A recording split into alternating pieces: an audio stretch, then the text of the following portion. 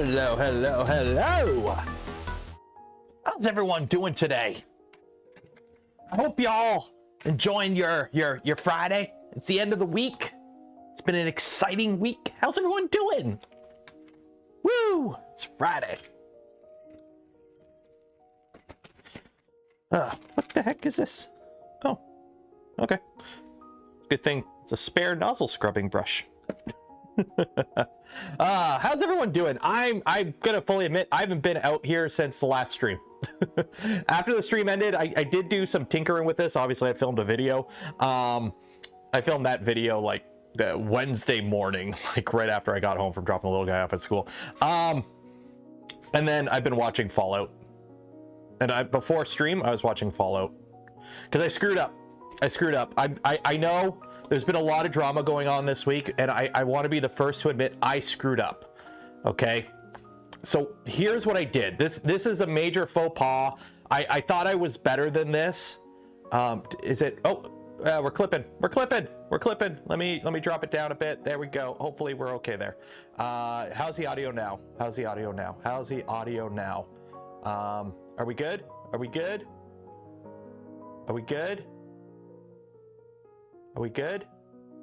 good? There's a delay. This is the annoying part. Still sounds peaky. Oh, wait. I know what happened. Yeah. There we go. 1 second.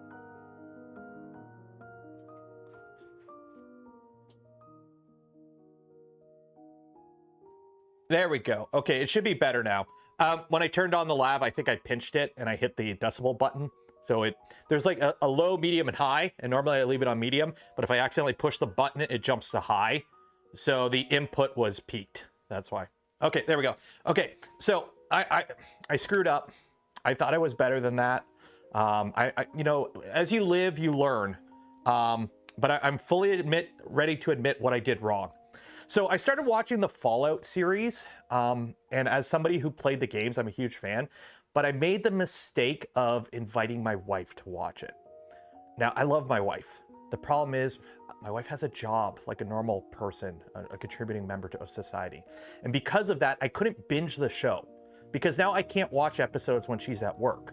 So I have to wait for her to get home so we can watch the next episode together. So now I can't, we're on episode 5 and she's leaving for work after the stream, and I was going to watch episode 6, but I can't watch episode 6 because she's at work now. So I have to wait for her to get home. So that means we could only watch like 2 or 3 episodes a day. And how do people live like that? How do you not binge? How do you not binge a show? I screwed up. I could have just started watching it. She would never know about the show, but she likes the show too now. I could have just watched it. I could have just gone right into the show and watched it and moved on with my life. But I'm like, hey, hun, I enjoyed this game and they're making a show of it. And the show looks like it might be good. Do you want to watch it together? And she's like, yes. And now she likes the show. So now we have to watch it together. So I can't binge it. I have to wait for her. Oh yeah, Saval printer is still on the bench too. Back in my day, we had to wait a whole week between. I watched Game of Thrones. You know what's funny? This is the first TV series that I am watching as it came out. Normally, I won't watch a show until it's over. And by over, I mean like all of it after Game of Thrones. I will not invest my time in a TV series until it is done and it ends well. After what happened with Game of Thrones, I'm never going through that again. I started watching Fallout right away, and it's so good. Andrew, $10.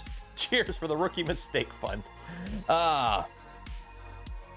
Okay, so what are we doing today? Well, the first thing you're going to do is in the video description at the bottom, you're going to enter for your chance to win a spool of Polymaker filament, because every stream we give away a spool of Polymaker filament that anyone can win. Enter for your chance, link in the description. Do this now. You little Charmander. Totally blown out. Oh, it'd help if I turn my overhead light on. Or overhead camera. Come on, engage. There you are. Ah! Come at me, bro. Come at me, bro. There you go. That's not too bad. So this was the print I did after the stream. So here's the question. What do you guys want to do today? I still have the SVO8 on the bench here. I've got a few ideas. I want to hear what you guys want to think. So here's the thing. We're gonna do a little talk about the stream and the video. There was nothing. I think people over assume what goes on when a company reaches out to a creator. Prusa Quick Connect, we're doing that tomorrow. 1 second, I'm about to do a big talk and I'm about to sneeze and am I gonna sneeze now? Guess not. Okay, so I think a lot of people over assume what goes in or what's involved when a company reaches out to a YouTuber. So I'm going to let you know how the vast majority, and I had an email today. A company reached out and they want to send me a printer. Do you want to know what the usual discussion is? Hey, we have a printer coming out on this day. Do you want to test it and do a video on it? I go, yes. I can guarantee you a live stream unboxing followed by a potential review video or the product involved in a video at a later date at my discretion. And then the company goes, cool, what's your address? That's pretty much it. I don't reach out for brand sponsorships. I do not request companies pay me if they send me a product in any way. In case you guys haven't noticed, I don't really do brand sponsorships too much, or barely. Let's be honest. So yeah, that's the entire discussion. So there were people going, oh, hey, he had a pre-production unit. It's a pre-production unit. Cool. Nobody told me that. They didn't tell me that. It's not in the email. It's not in any of our discussions with the company. There's nothing. Somebody on the Saval Facebook group is like, he has a pre-production unit. Cool, buddy on the Saval Facebook group. Do you have my emails? You don't. You're speaking out of your ass because, you know, white knighting a company is always cool on the internet, apparently. But yeah, no, nothing in our discussion, in my discussions with Saval, led me to believe that this was a pre-production unit, a beta unit, or anything of the like. All the documentation that I received, the way it was packaged, everything seemed like it's a production. I don't know, that you saw the unboxing. You saw it as I saw it. They knew I wasn't going to be opening the printer until the day the embargo lifted. So they knew that would be my first opinion. I told them that. They knew that was happening, and they didn't mention anything like, oh, hey, just so you're aware. And then some other people are like, oh, we found some stuff out, because apparently some people had these for beta testing. We found out these issues and we brought it up to Saval. Cool. So that Saval didn't forward those known issues to me. Okay. I've got an entire folder on my Gmail account with me and Piopoli, and DMs and emails, because I'm involved in the beta testing of the Magneto X. Guess what? Every time there's like a major update or any problem gets found, they send DMs and emails to the people involved. Hey guys, there's a problem with the firmware. Here's an update. Oh, it's out of date. Here's an update. None of that took place here. None of that took place here. It was, here's the printer. Okay, I'm gonna unbox it. And they're like, cool. That's it. That's it. So, and also, a lot of critiques about me being harsh on it. Yes, I know I've said this a million times, and apparently it's narcissistic for me to say it. I'm on the Voron team. I've been building Vorons for half a decade now. I've built dozens of them if you count rebuilds. If you're gonna send a printer to somebody who has built a dozen plus Vorons, who is on the Voron team and builds printers for a living, because this YouTube channel is my job, and you're gonna put Voron on everywhere on the branding, and you're gonna put Voron on the box, I'm gonna judge it like a Voron. I'm going to judge this the same I would judge Tallboy, which is my V2.4 or the LDO V2.4 kit I built, because you took the Voron badging and you bolted it on this thing. So I'm going to judge it like a Voron. So if it doesn't behave like a Voron, if it doesn't perform like a Voron, if it doesn't act like a Voron, then I'm going to critique it like it's not a Voron, because it's not. That's another thing. I'm gonna do a video on what is a Voron, because a lot of people, including some YouTubers, don't even know what the hell a Voron is. Okay, it's more than just a printer, but you know, if you're not involved with the community, you wouldn't know that. What is that Voron thing you speak of? It's a magic thing that companies use to attach to their product to make it that they use for marketing. And then also the whole donation thing. So there's an official statement out from the Voron team. It's pinned on the Voron Discord, and I did retweet it. But TLDR, yes, Saval reached out to Voron, and they said they were going to donate money, and they said they weren't going to talk about it until afterwards. Now, I don't go into those channels. Okay, if you want to read the whole statement, and including attached screenshots of the discussion, it's on the Voron Discord, and I retweeted them. But I don't get involved. As somebody who is a YouTuber, I have conflict of interest. I have inherent bias. So anytime there is a company that reaches out to Voron and opens up an admin ticket or something, I purposely stay out of it. Now, the night before I unboxed this thing while playing Helldivers, I asked some senior members of the Voron team, who I was also playing Helldivers with, that do get involved with that. And I'm like, hey, do we have any sort of agreement or financial incentive or anything in place with Saval? And the answer I got back was nothing. We have nothing to do. Like, we are completely, whatever they say is what they say. We are not involved in that or anything. Okay, because that's our, we give the same response to every company. You do you, fam. We don't want to be involved. We're not going to promote it. We're not going to endorse it. We're not going to condone it. We're not going to, you follow the license. That's all we ask. So midstream, when someone goes, oh, hey, there's an arrangement that they're going to give money to Voron, I'm like, what the hell? Like, I specifically asked about that and was told there was none. And if you check the DMs that were sent out, Saval states, let me pull it up here. Let me pull up the detail here, because I like speaking. You know, if you have to defend your thing by going as X, you shouldn't be able. You're not defending it. Okay, you should be able to actually go, hey, according to this, right here. Let me find it here. I'm trying to find it.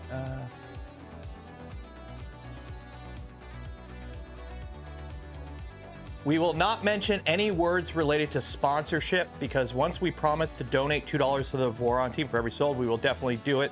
In order to avoid some people thinking this is just a scam, can we public the amount of our donation of the screenshot donation pay? And that's like, sure. This was back in mid-March. Okay.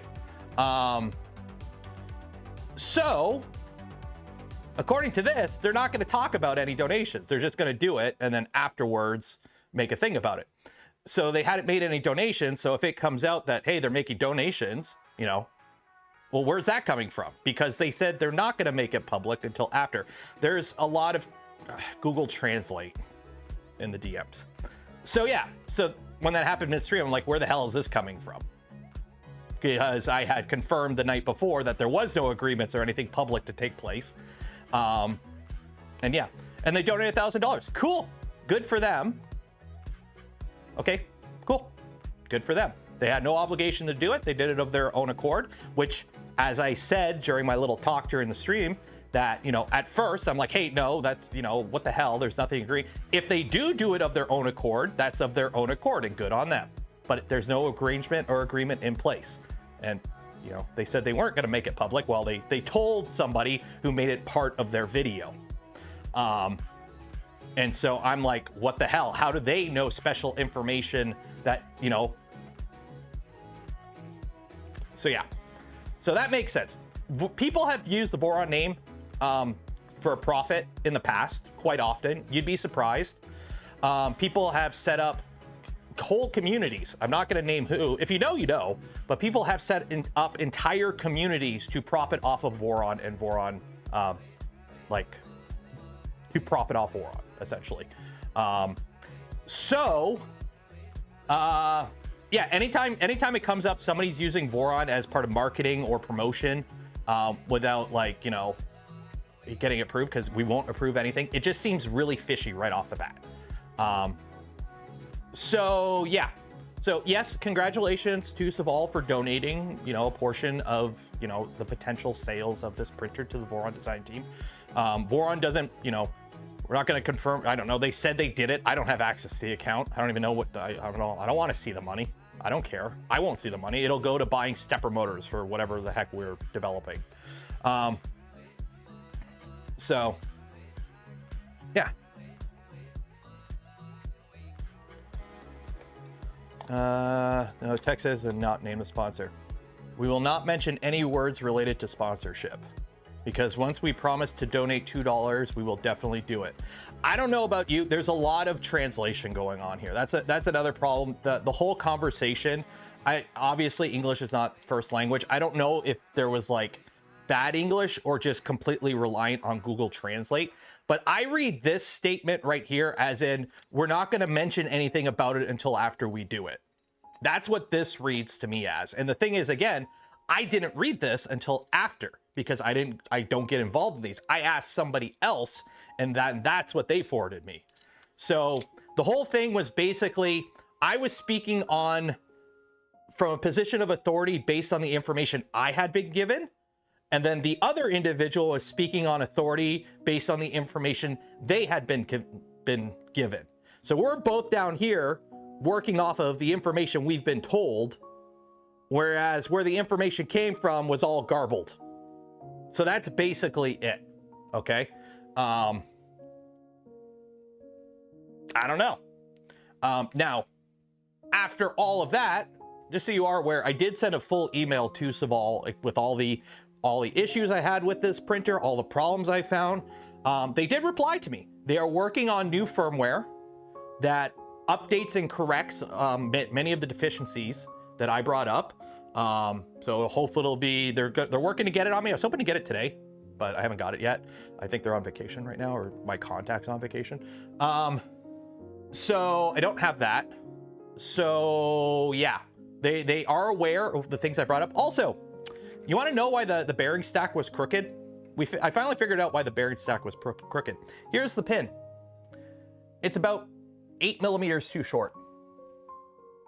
So luckily I had a spare pin, because anyone who's built Vorons over the years, if you got into Vorons before the 2.4, you probably have this. This is a little container full of, where can I not, there's the right, yeah, I got a whole container of M5 dowels, because we used to use these all the time on the older Voron revisions. So I swapped out the pin, yeah. So that's two components, the top part here and this motor assembly came to me assembled incorrectly from the factory. So because the pin was so short, it was only supported at the top, and the belt tension canted the whole stack over. So that's why that belt bearing stack was crooked. It was assembled incorrectly. And the funny thing is, I drifted the pin out, I took the pin out, I looked at it, I looked at the hole and went, cool, and then I put the pin back in. But I left the bearings in place, because it's annoying to have to reline the bearing. So I just drifted the pin out and I looked around, I'm like, okay, that it don't look great. And then I put the pin back in and it bottomed out, because there was a bunch of gunk in the bottom of the hole that basically prevented this from over traveling. So it looked flat up top, but that's because it was hitting a hard stop, preventing it from going deeper and realizing the pin was too short. So yeah, it was built with the wrong pin. So I had a spare pin that's long enough. It's actually a little too long, but whatever. So now it actually isn't crooked anymore, but there are no spacers between the bearings. For those unaware, this uses flanged bearings. Do I have flanged bearings? I don't know if I have any flanged bearings. But normally with a bearing, you have your bearings. You don't want bearings touching directly bearings, right? Because they're spinning surfaces, and you don't want, you know, things spinning in opposite directions from contacting. So on all the Vorons and every bearing stack I've ever built on any printer ever, you have like a shim or a spacer between the bearings. This has none. I brought that up to them, depending on the exact model of bearing they used and the design, I'm not going to go out and say that's wrong, but I did bring it up to them, and I'm waiting on what their response is. Am I going to Murph? I am going to Rocky Mountain. Attach a BTT ducky. Can't do that on a bamboo. No, I give them credit for this, because this is surprisingly serviceable. Every single bearing on this, all you do is you just take the screw out and then just use a punch and drive the bearing out. Also, some people assumed I broke it when I changed the bearing. During the stream, I checked a pin. I checked this pin. This was the pin I checked on stream, and I didn't pull it out all the way. This is the pin that was borked. So for the people in the comments that were like, "Oh, you broke it when you took the pin out," yeah, go watch the stream again. It was this one that I took out. What Pi? They're using an all-winner, all-in-one board. So it's a STM32 for the MCUs, both the tool head underneath, and then an all-winner. Because just to compare, shoot, where is it? Where is it? There you go, Joshua Murray. Just to compare this type of design versus another design. This is Josh trying to replace a single bearing on his P1P or X1. I don't know. It's the same frame. So this is how much work is involved replacing a one pin in an idler, or replacing an idler on a P1P. This is how much is involved versus undo a screw and drive it out. So yes, I do give SPOOL some credit for some of the design choices they made on this. But I was also coming at it like, hey, this is a done printer. This is not a done printer.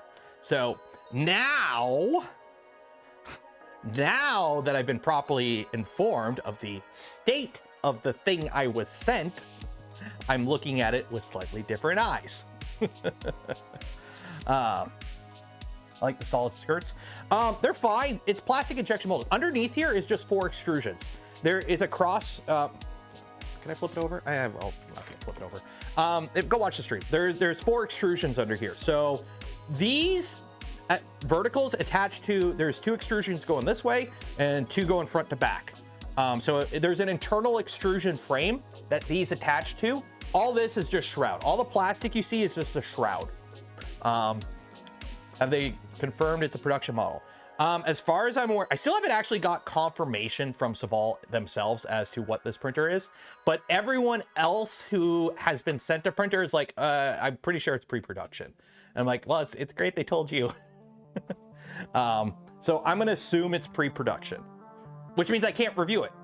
Because if you're sending a pre-production machine for review, I can't review it because it's not the production machine, which is why I still haven't done a video on the Magneto X. Although I think I can finally update it to like production officially. Like I've changed enough hardware on it. I think it's finally like done. Sam gifted $1.99. Cheers. That was the first super chat. Awesome. What do you call it? SPOOL? It's SPOOL. My English is okay, eh? I'm from Canada, eh? And my English is sometimes I pronounce things funny, like the letter H and H and Z and Z, because you know not everyone from every region of the world that speaks English has the same pronunciation. Also, I do have a minor speech impediment, so I've got like fat tongue or whatever it's called. So there's certain phrases that just sound weird when I say I'm a. So it's a SPOOL, S-O-V-O-L. SPOOL, I don't know. My name is Jeff. Okay. So here's the thing now. My original plan today, truth be told, the original plan for the stream today was we were gonna rip an entire stock Voron v2.4 config and transplant it to this. Literally, I was gonna take the generic stock Voron config and just swap the pins and make this into just a behave exactly like a normal Voron would. But since SPOOL has now told me that they're working on updated firmware to correct the deficiencies, I kind of don't want to go through and do all that, because the thing is, I don't want to do that. I don't want to be wrenching on stuff that's not finished to finish it so I can take a look at it. That defeats the whole purpose. I'm not going to send you an invoice for the billable hours to finish a printer, so I'm not going to do it. So we could just, the original plan today, actually, the original plan was we were just going to print on it and then just talk about it some more because we didn't really get a big chance to do that. So I think we just go back to that. When are you getting more Milo content? Once I learn how to do cam properly. I'm learning, I'm watching videos, but I haven't had a ton of free time to like just sit down and binge educational videos on cam. So probably after I get back from Rocky Mountain. Probably after I get back from Rocky Mountain, we'll do more. So, because the next thing I do on this will be like, not a review video, but like I want to do a project on it and talk about it. So I've got a small project in my head that I want to do, but it requires that I learn how to do cam properly and I figure out how to machine aluminum on this properly. Also, I have to figure out a temporary enclosure to keep the chips down. So yeah. Do I tend to run the ADXL? You know what? Let's do that right now. So let's do a little bit more digging, okay? Because there are some things, even though this is not a finished state machine, there are some things that we can take a look at, okay? So we're aware, mechanically, this is done. As far as I'm aware, mechanically, this is done. I've corrected the defects from the factory, which was the incorrectly built top hat and the bent idler. We've corrected those. So behavior-wise, it's not going to perform as expected. However, in terms of it making plastic boat, it should be able to do that like we expect it to. So we should probably start looking at that stuff. So you guys wanted to see what an input shaper on this looks like. Let's do that. What was the IP address of this? 128? Okay. Oh, also, I fixed the camera. And by fix the camera, all I did was unplug it from one USB port to another. And now the camera works. Which, it shouldn't matter what it's plugged into. But yeah. The grommet. That is something they did mention in their reply email to me. They are looking into it, adding protection. Because that is a safety issue. Like, out of all the things here, the thing that is, I know some people really don't give a crap, but electrical safety, like shipping a thing that may fail in short wires is no bueno. Like, out of all the issues on this, the only thing that I would be like, dude, you got to solve this shit before you ship it is the wires going by the sheet metal underneath. Because the way it is, the sheet metal, remember when we looked at it, it was on its side, okay? The way it is, if that wire bundle, it's zip tied to the frame. If it droops down for whatever reason, it's just going to be rested on stamped sheet metal, a stamped sheet metal edge. 3D printers vibrate. So the last thing you want is, you know, a wire on a sheet metal edge just constantly vibrating, right? It can short. Simple as that. I've seen wires get destroyed in plastic wire chains all the time. So having wires rubbing on, you know, metal is not good. So they are looking into that.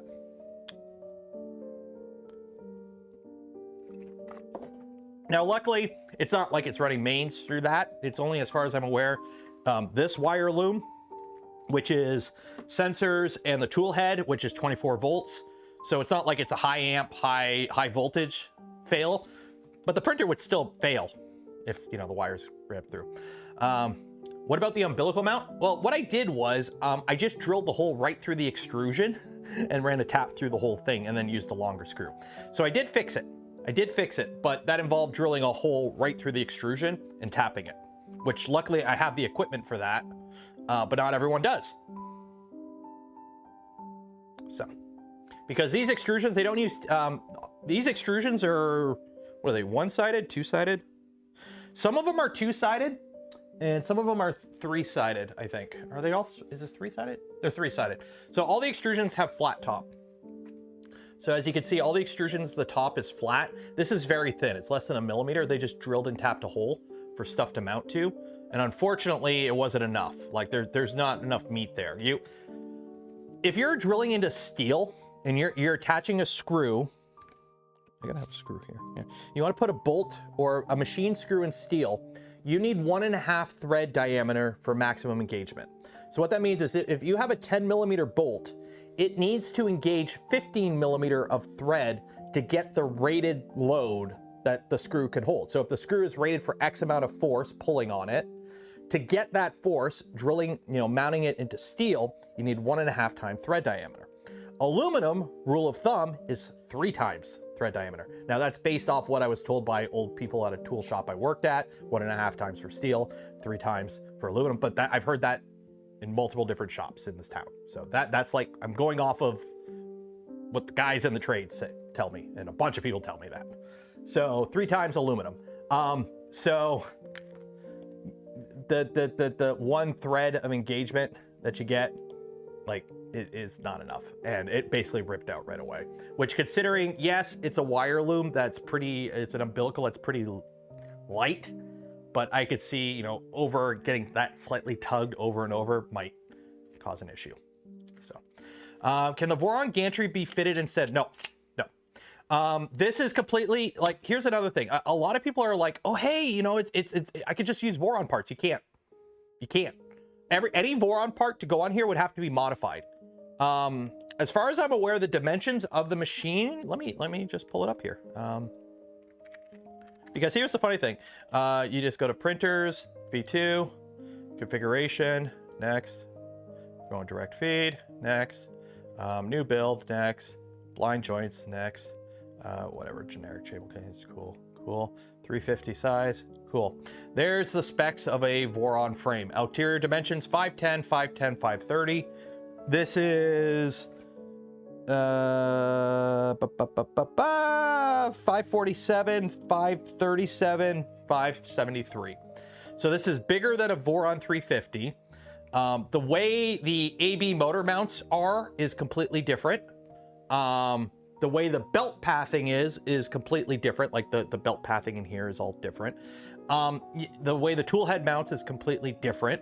You may be able to swap it out with the stealth burner, maybe, if the belt slide up exactly the same, but it's hard to say because I don't have CAD for this. They haven't released it. And also, again, you can't mount, there's no way to put T-nuts in the tops of these extrusions. So anything that mounts through the top, you basically have to, like, drill right through the extrusion and attach to a bolt in the bottom.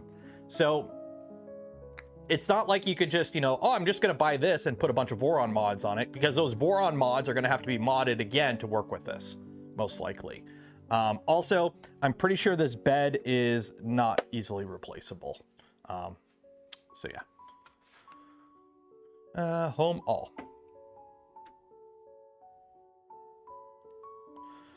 You made the gantry again. You could replace, well, the mount points are different. The way the belts are,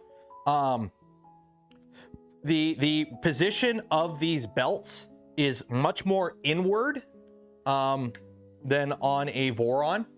So if you look on a Voron, like, these belts are right at the front. So you got the front extrusion, the belt's right behind it. On a Voron, they're inset about 1 inch. So the entire, like, geometry of the Voron gantry is not compatible with this. The entire Voron gantry, because where the belts mount is part of the front idlers and the motor mounts in the back, the entire gantry would have to be re-engineered to be drop-in compatible on here. So as it is right now, like, the stock Voron gantry would have to be re-engineered. Now, would it be too hard? Probably not, because the belts don't actually mount to where they mount on a Voron. On this, the belts mount to a block that's attached to the carriage.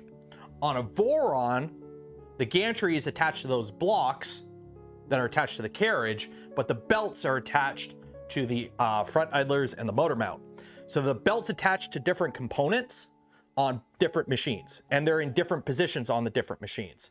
So you would pretty much have to re-engineer the entire Voron gantry itself to make it drop in. It's not like you could just, you can't. It's like when somebody asks, oh, can I build my Voron out of 3030s? You can, but you're going to have to re-engineer the entire thing. Simple as that. So yeah. So that's homed. Okay, let's do a QGL. Do you guys want... Oh yeah, I gotta wait for the bed heat. You basically need... Yeah, exactly. So that's the thing. No matter what it says on the marketing, this is not a Voron. Even the Troodon, the Troodon, or whatever it's called, the Troodon, that is not a Voron. Because nothing that you buy off the shelf that you put together in an hour is a Voron. Being a Voron, a good chunk of it, I'm gonna do a video on this next week because it comes up all the time. A Voron is a 3D printer built with commercial off-the-shelf parts with nothing custom. That is one of the design goals of Voron, and all Vorons follow that design ethos. So a Voron, yes, it's a most likely a Core XY, except for the switch wire, which is Core XZ, which is just Core XY vertically. It's a Core XY enclosed printer. That's a Voron, a Core XY printer that's designed enclosed from scratch. Like the printer is designed as an enclosed printer, because there's the Trident. So flying gantry isn't specific to Voron. Other printers do flying gantry, and only the V2 does flying gantry. The Trident is a fixed gantry. The V0 is a fixed gantry. The Legacy is a fixed gantry.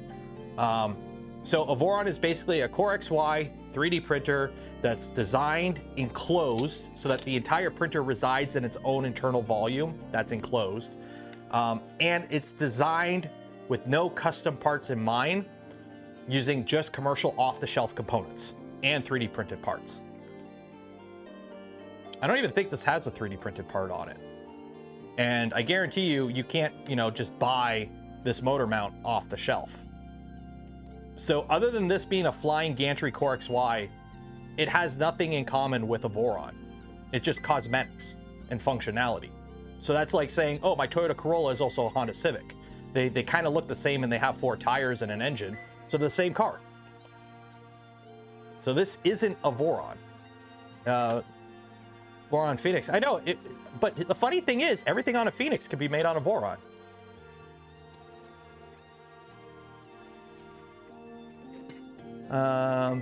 This sells replacement parts. Well, they'd have to. As for STLs, these are all single part injection molded. It's not like on a Voron where there's a top and bottom part. These are all single piece injection molded components. So if they give you the STLs, they're not optimized for FDM manufacture at all. The switch wire? The switch wire is Core XZ, which is just Core XY but vertical. And it is designed to be enclosed from the factory, or from the start. Like the actual stock design of a switch wire is enclosed. That's why if you look at a switch wire, the frame of the switch wire is so much bigger than any other bed slinger relative to its print volume. It's because the frame of it is so big because the bed doesn't travel outside the frame. Something like a Prusa, the bed could over travel the front and back. It's not an issue. But on the switch wire, because it's designed to attach panels to it, the frame is that long, so that way when the bed's at max travel in both the front and the back, it's not moving beyond the frame. So that way you can just put panels on it and call it a day. Because all Vorons are designed to basically you just slap panels on the side. You don't need to like have custom mounts or cutouts like a Rat Rig or a VZ-Bot. Vorons, you just take panel and go, done. Yeah, that's why the base on the switch wire is so big. For those that have built a switch wire and you're wondering why the base is so big, it's simply so that the printer doesn't travel outside of its own volume. So that way you can enclose it easier. So. Are we done? Oh, okay, we're done that. Okay, so accelerometer query. Okay, so we do have an accelerometer. It does work. Shaper. Calibrate. Does anyone know the command to get the graphs? There's like a command that you can enter that'll put the graphs in like the machine file so you can just pull them out. Has a lot of ABS enthusiasts on the team then? Yeah, that's like the whole point of Voron. Like I've actually spoken to people that work at filament manufacturing companies, and it's because of Voron that there's been a resurgence in ABS and ASA printing. It was like on its way out until Voron came around. It's actually kind of funny. Styrene scares me. Print it in your garage. Super weekend. I'm hoping. Do a moving portal Core XY. What's his name is doing that? John. Proper printing. I'm pretty sure it's Core XZ. Proper. Where is it? Yeah. This is the first thing that came up. There you go. Yeah, he's got his little. Although I don't think I can't remember. Did he get it actually printing in the video that he did on it? It looks really cool.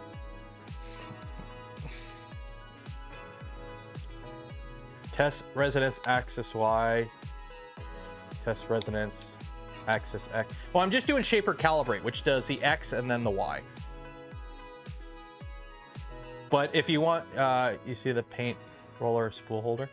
What, on this? Or on, John, I don't know. I've used a stick as a spool holder before, so. Do you see the company? I did. I watched that video. The only thing that I'm really sketchy about with that is the powder. That shit will kill you. That powder, like, I know I play loosey-goosey with some, you know, things that people take very safe precautions about on here. I work in a room where I print ABS and ASA all the time. I really don't care. I don't know, solder fumes, that kind of stuff. I would never handle that powder without like a full respirator on. Black lung is not fun. If the stuff you're playing with has ads on TV from lawyers saying you can get part of a class action for mesothelioma, I don't want to be playing with that in my house. But it is really cool if they're getting it down that cheap. Yeah, that powder is so fine, and it's like silica. It basically like shreds your lungs. It shreds your lungs. So just get a respirator. I mean, I have a full hazmat suit, like Mop 4 level. I've worn it in a video. But yeah, that's the thing. You need to have, it's like, yeah, like resin, oh, you should wear a mask and gloves. If you're playing with that powder, no, you wear the mask and gloves, or you're like gonna get seriously effed up. Would you, if they sent me one, I'd love to play with it, but I don't know. Although there is something big and heavy and expensive that I may be getting to play with in the future. And I'm gonna keep that as a complete surprise until I unbox it, so don't bother asking. Send me the commands in Discord. Awesome possum.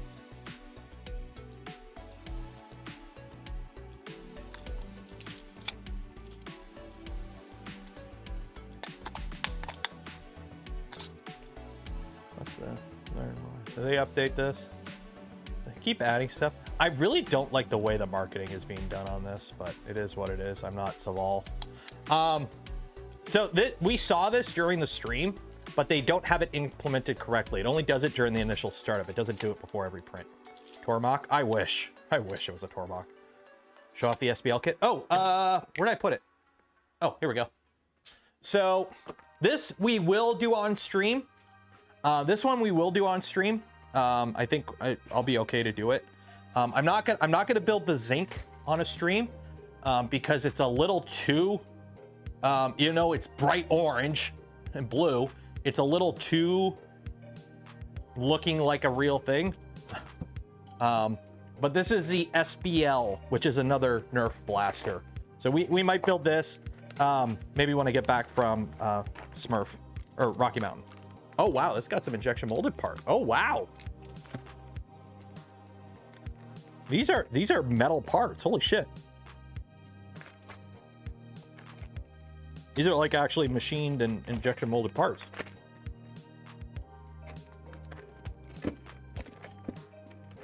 Apparently, oh my god, yeah.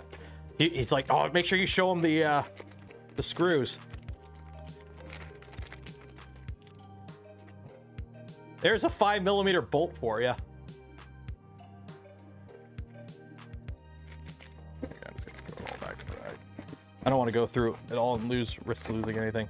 So yeah, we're gonna build that after Rocky Mountain.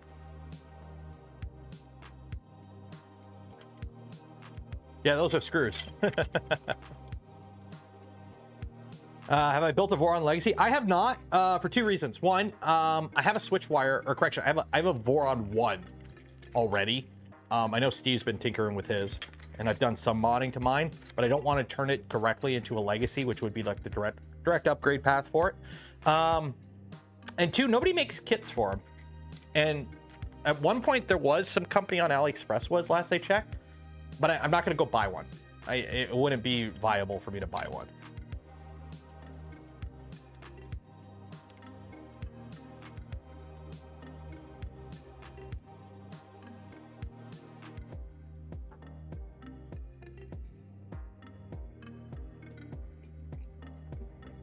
Where to get instructions for doing CAN bus and tap mod? Well, for tap, the Voron design has its own manual for tap itself. As for CAN bus, you're going to have to look up instructions from the manufacturer of your CAN bus board. How did the annex clips? They hold the panels on. I don't know. I put them on. They're back there if you can see. Panels are on. They hold the panels on. They haven't fallen off yet. What's the cheapest Voron to build? You can get V0 kits pretty cheap, but it's also the smallest, most limiting Voron. So it depends. Like, what are you looking to get out of your printer? That's the thing. Make an unbiased comment on this printer. Not everyone has money to build a Voron. Then it's not a Voron.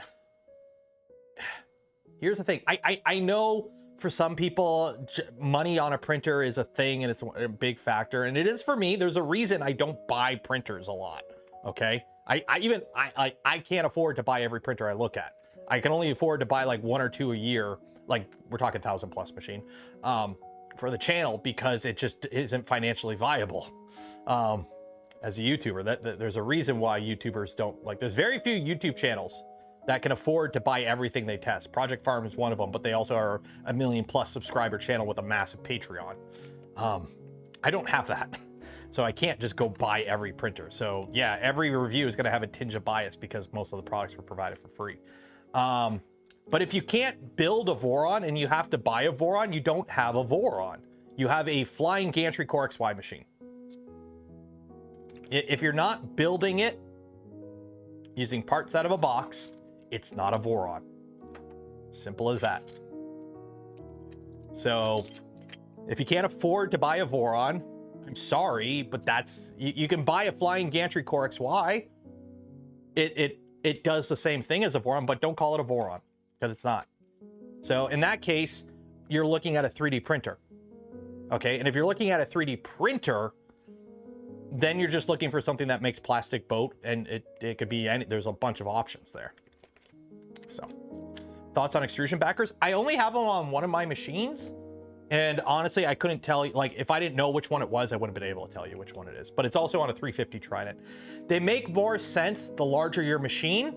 But I always recommend, because you can add them after, build the machine stock first and print with it. And if you think you're having issues that extrusion backers may solve, then try them out. What printer would you like to buy if you could? Oh, I'd love a Pantheon. Okay, so that is, it's done. Let's take a looky-loo. Apparently I can run these commands.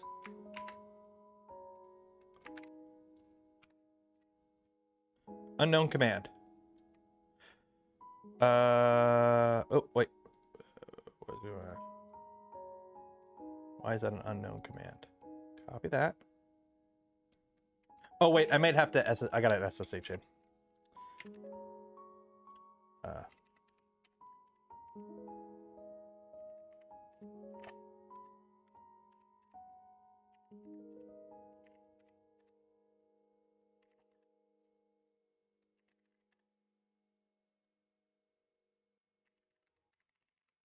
I don't know what the SSH password is.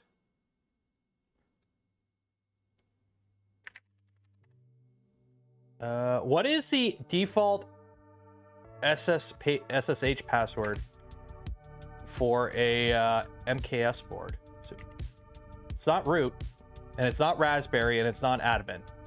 It's not root, admin, or...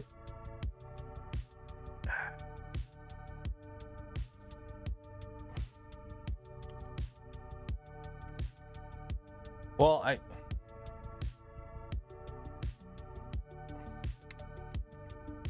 it's not password. Maker base.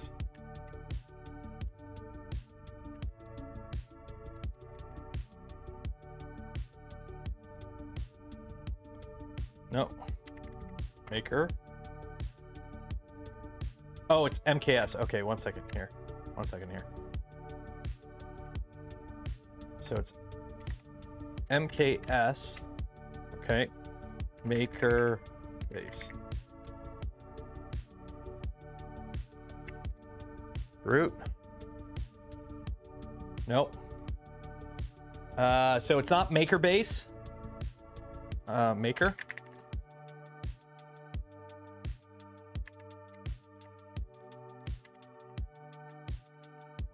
Yeah, it's not maker base. SPOOL. No. Ooh, got my Milo CNC starter kit. Awesome.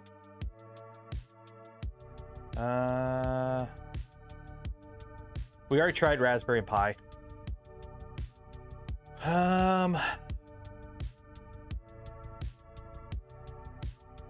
Sometimes it's in the printer.cfg.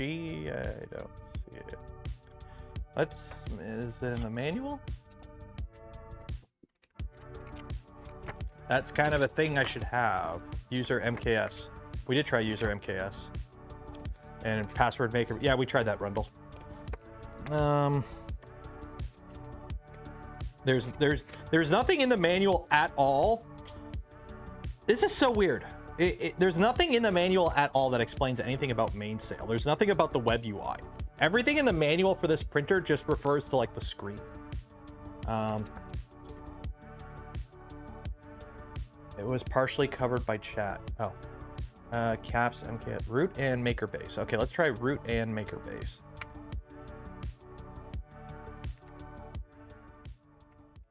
Root, maker base. Nope. Nope.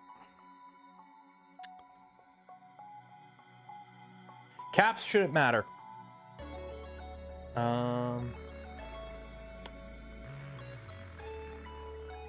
MKS and the password was root.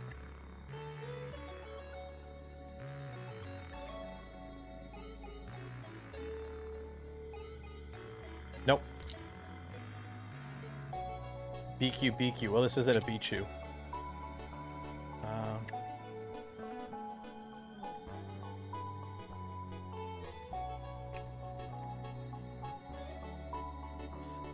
It's SPOOL and SPOOL. Okay. Okay, so we got a quad core with a gig of RAM. So right off the bat, it's more. We got more juice than the. How do I get out of here? How do I get out of here? Hacker man. How do I get out of this again? So yeah, right off the bat, we got much more overhead, F10, than whatchamacallit, the Creality. Okay, so there's that. No file or directory found, temp resident. Oh, I think I got to do it one at a time. Okay, let's do this. Okay, so 1 second here. Shoot, where is it? I gotta find, there's, what's the command? Test resonance axis X. I gotta do it like one at a time, I think, to get the graphs. So text axis Y. That, don't do it.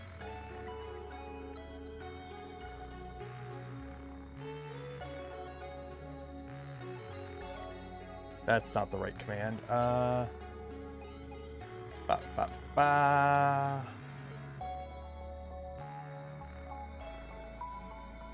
Is it shaper calibrate axis X or yeah? Let me look it up here.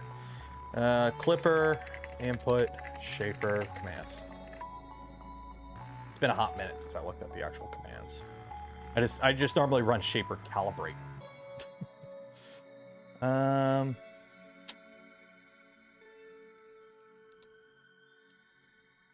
Test resonances axis X. Ivan. I haven't seen that. There we go. Now it's doing the shaky, shaky, shake.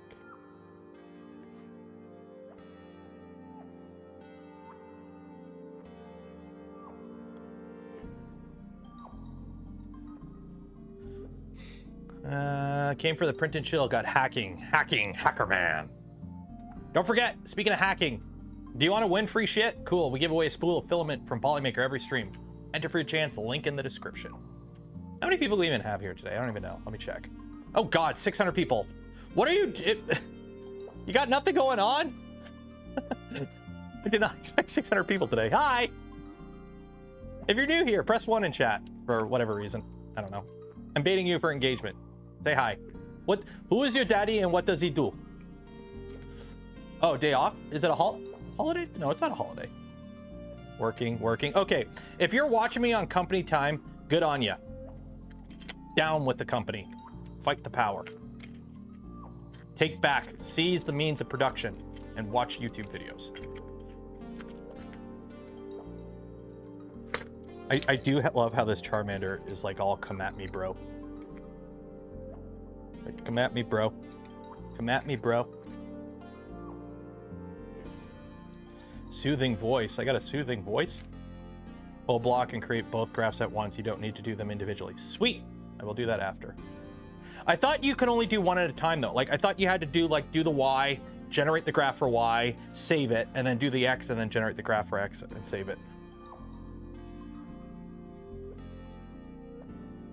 If you learn, this is why IT. Ooh, yeah, good point.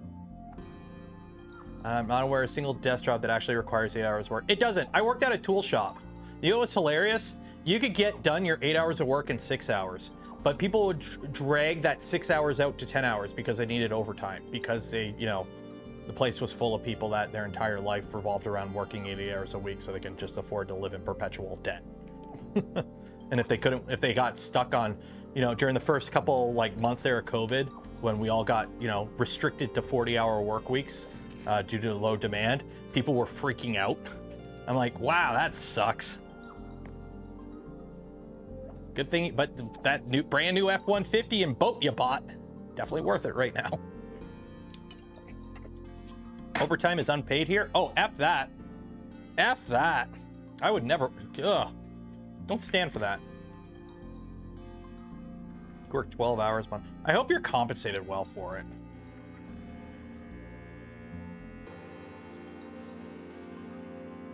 Working in a plastic injection mold tool shop right now. I did that for 7 years. I'll be honest, I missed the job, but I hated the job. I missed the work, but hated the job. You work for the feds. Ooh. Is it one of the alphabet companies or alphabet agencies? Devalues brand worth. Here's the thing, like I don't get how companies would be like, wait a minute, our workers can get everything done in 6 hours and we can send them home and we don't have to deal with them being here. Let's send them home. But no, you got to be here for 8 hours. I don't get it. I don't get it. Okay, so that's residence X. So let's pull this up here. X to that. It's thinking. Okay.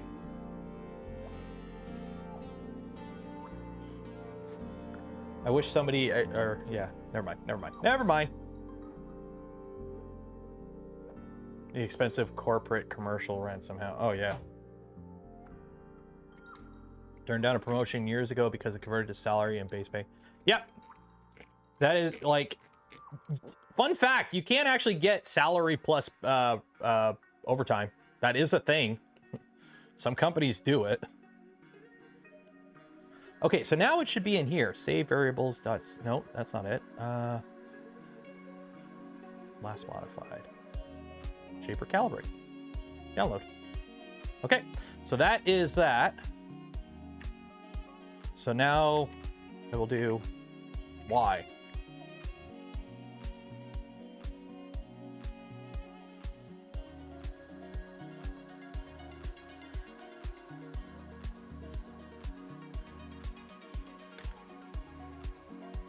Okay, well that does that. Let's take a look. That ain't bad. That ain't bad. Like, that ain't bad.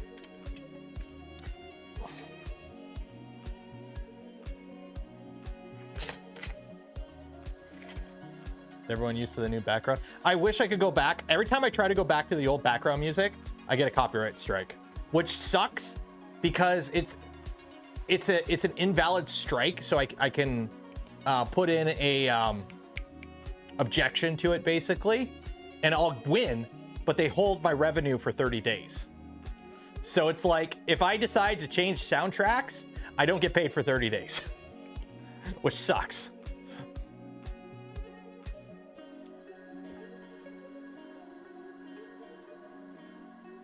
Yeah, calibrate basically. If you you can do it this way, one axis at a time, and then it'll tell you all the results, and then you go and manually input the results that you want.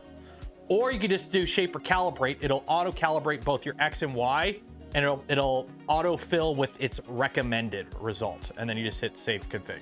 9 times out of 10 on most of my machines, I just run shaper calibrate and call it a day. I don't even look at what it spits out. I just go, yeah, shaper calibrate, save, done. Move on with my life. Looks better. I'll be honest, I would hope the input shaper graph looks really good, because this is it's a solid gantry. Like it's all injection molded parts that were designed like and built in a factory. I'm hoping there should be less, you know, little Timmy over tightened his screws and printed his parts in really crappy ABS variables at play here. You'd be surprised. You would be surprised the stuff people. It's always funny. This sounds bad, but a good chunk of the time when someone complains that Vorons are shit, remember, they built the printer. And a lot of people, we try to make those manuals as easy to follow. We design parts so that you can't run belts the wrong way unless you purposely run belts the wrong way. And then people run belts the wrong way, and your idler is now a plastic part. Shook the table mid X. Expect a bump in the graph. Usually it usually auto tunes out a big variable. So unless I hit it at that bump at the exact same time that I was doing the test, I doubt it. Have any issues with PID auto tuning the bed and hotend using clipper? Nope. At least none of the machines I've built. Complain about Subway. You built the sandwich. Subway sucks though. Let's be honest. Subway sucks. Let's be honest. Subway sucks. It used to be okay, and then they just went cheap. Like up here in Canada, there's a whole thing where like the chicken isn't even chicken. Oh.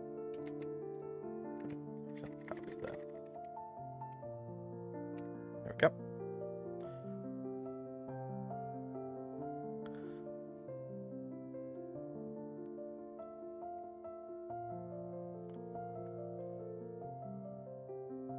Subway chicken is rubber. It is. Chicken is garbage. Yeah, but the thing is, I like chicken, bacon, cheese on stuff. That's like my go-to. Like, if it's not a hamburger, it's chicken with bacon and cheese and barbecue sauce. It's like my go-to, like, meat in a bread type food. Okay, so that's the other one. So download. So how's the Y look? The Y is a bit messy. The Y is a bit messy. How is the X so good and the Y is...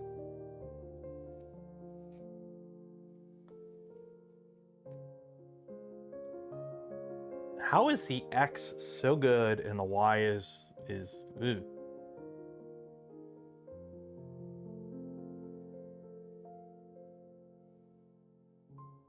Table shake?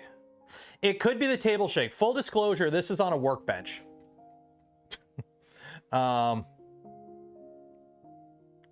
X only moves. Yeah, that's true. X only moves the tool head. Y moves the whole gantry. Jersey Mike's. What's a Jersey Mike's? I mean, I could put this on the ground. If you guys want, I can put this on the ground and rerun it with it on the ground. You know what? Let's do that. Let's do that. Here, you know what? Here, we're going to do science right now. Here is the results of it when you do input shaper on a wobbly bench. Now I'm going to put it on the ground and rerun it. And we'll do science. We're doing science here. Let me put you over here. You over here. Let's try not to blow out my back. Am I going to turn the printer off for this? No. Okay. Printer. Oh, no. You go over there. Okay. There we go. Okay. It's on the ground. It's nice and level. Okay. So now, let's do this again. Yeah, science. So here's the thing with input shaper, okay? Here's the thing with input shaper. Let me get a piece of paper. We're gonna do some art. We're gonna do some art, okay? What is this? Part of this Evolve manual, that'll work. So here's the thing with input shaper. It's not an exact, well, okay, it is a science, it's math, okay? So you got your input shaper, okay? So imagine this is your input shaper. This, I'm trying to explain something using shapes, okay? So don't look at this as like hard values. Just try and picture this as if it's just, you know, explaining the concept. So right here is your input shaper value, okay? This is the perfect input shape value that you get. Let me turn this around so it makes more sense on your screens. This is the perfect input shaper value. This is your printer is rock solid. It's literally, you bolted this thing to the largest granite rock in the universe, okay? This is solid. This is your input shaper value. Now you put it on a rickety bench or just even a normal bench. Okay, well, maybe your result is this now. Or, you know, your belt's got a little loose and it's here.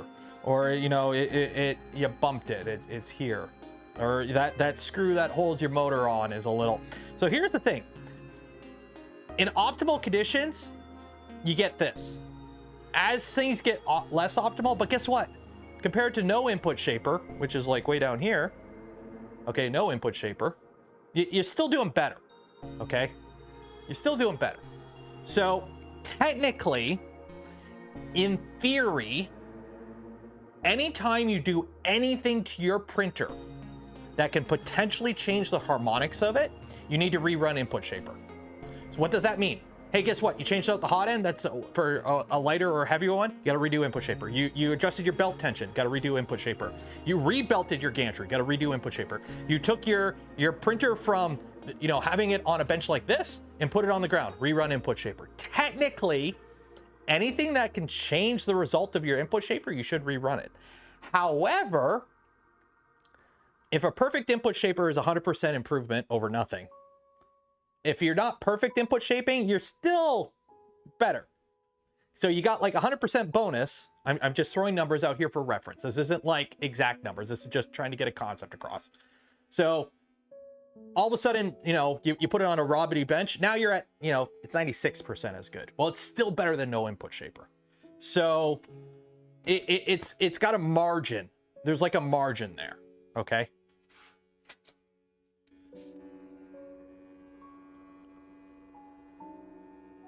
Delete the old CSV from temp. Oh, okay.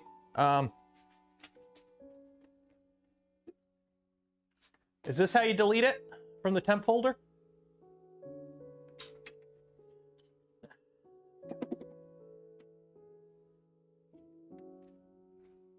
There we go.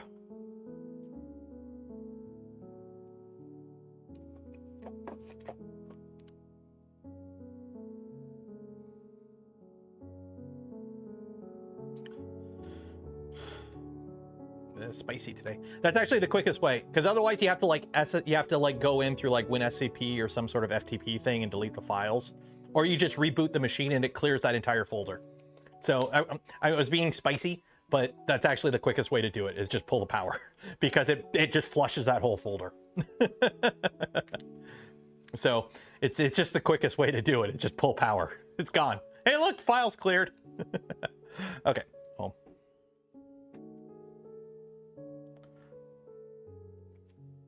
What is Jersey Mike's? You guys keep talking about Jersey Mike's. Is that an American thing? What is Jersey Mike's? Jersey Mike's. Oh, no. It's a sub place. Oh, okay. Are they in Canada?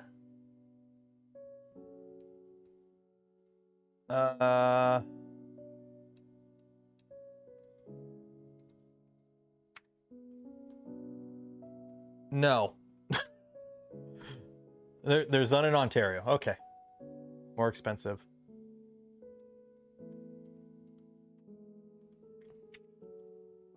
Test residence access X. There we go. This suck as much as Subway. Remember Quiznos? Is Quiznos still around? Or Quiznos? Quiznos subs. Because they are good to us. I only had Quiznos once. I'm like, can I get a toasted sub? And they're like, yes. And then I got home and the sub was soggy. They're still around. They opened one up here in town. I'm in Canada, eh? And I think it was open for like 3 months. And then they just shut them all down.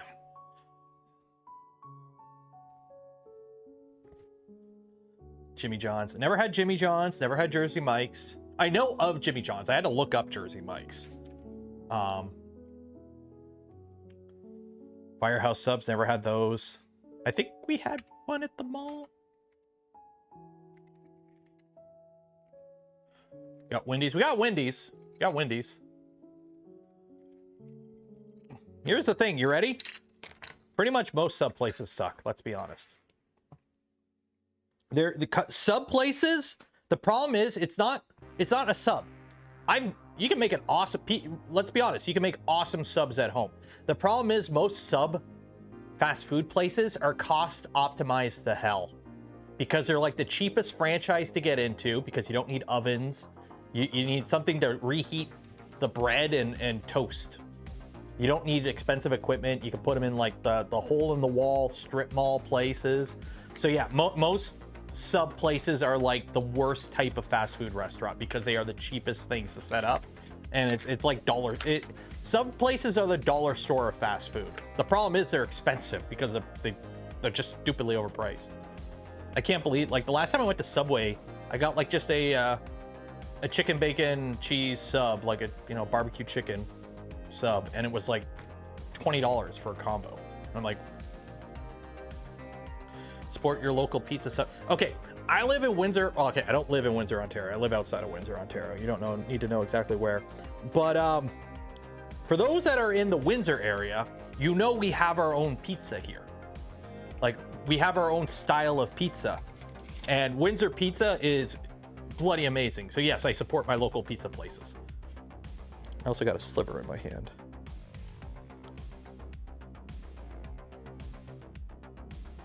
This is why I don't like working on a workbench that doesn't have proper top. There we go. Windsor pizza is the best. Yeah, if you know, you know. You got mod pizza in Canada? No idea what that is, so no. And you want to know what's hilarious? Who knows where Boston pizza is from? Who knows where Boston pizza is from? I think they have it in the States. I think they have it in the States. Is it like Detroit style? The thing, Windsor pizza is thinner. It uses a cornmeal. Is it cornmeal crust or cornmeal underneath the crust? It's a thinner crust, gelato cheese, and a sweet sauce for the barbecue, or for the pizza sauce. Yeah. Boston pizza is from Edmonton, Alberta. They literally just called it Boston pizza because it sounded better. It's from Edmonton, Alberta, of all places. Which explains why they had so many of them last time I was up there. Okay, so let's do this now. So I think that was the X. I think that was the X. Was that the X-axis I ran there? Yeah, that was the X-axis, okay. So let's do the X-axis, calibrate that. Philadelphia cream cheese isn't from Philadelphia? Really?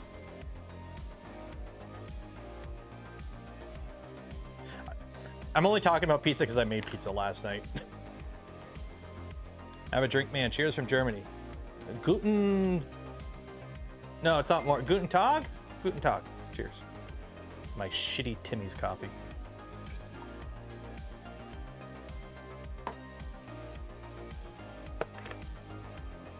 Okay, so that's that. So that's the X. Let's do Y. Do you think it's okay to run your 350mm AC bed at 100%? Run it at 100%. The whole run it at 60 was based on old information that isn't quite correct, turns out. So yeah, just run your bed at 100, you'll be fine. Have we discussed Creality's AMS yet? Creality has a thing that does what the AMS does. Until people actually have it to use, there really isn't much to say on it. What I am hoping is, since Creality machines run Clipper with lipstick on it, guys, just start running normal Clipper. SPOOL figured it out. They're just running normal Clipper. They don't have to put SPOOL print logos on it and remove half the features. SPOOL could do it. You could do it. But yeah, since Creality machines run Clipper, theoretically, Creality's AMS thing, I think it's a CFS, Creality Filament System. Is that what it's called? CFS? I think it's a CFS. Sam Prentice has a video on it. Go watch it. It should technically be able to just work on pretty much any machine running Clipper. CMS, Clipper, Creality Management System. I don't know. So yeah, if it works, and if it works as good as the AMS does, it doesn't even need to be better. It just needs to do what the AMS does. But you can attach it to any machine running Clipper. I will buy one to put it on my Voron, because having the auto filament rollover is amazing. Like, I've been bugging Bamboo to sell the AMS as its own thing. The problem is they won't, because then they have to release how to make it work and whatnot, and they want to have their little grip on everything. So they won't. But like, if you could buy a box that feeds 4 filaments, keeps your filament dry, like has room for desiccant, and will auto roll over when it runs out of filament, why aren't you selling that as a standalone thing so people could put it on any printer? Oh wait, because you want them to just put it on your printer only to encourage them to buy your printer. But somebody's gonna make it. Hopefully Creality does. I really don't care who makes the things I want to buy. If they make the thing I want to buy, I'll buy it from them. I don't care who they are.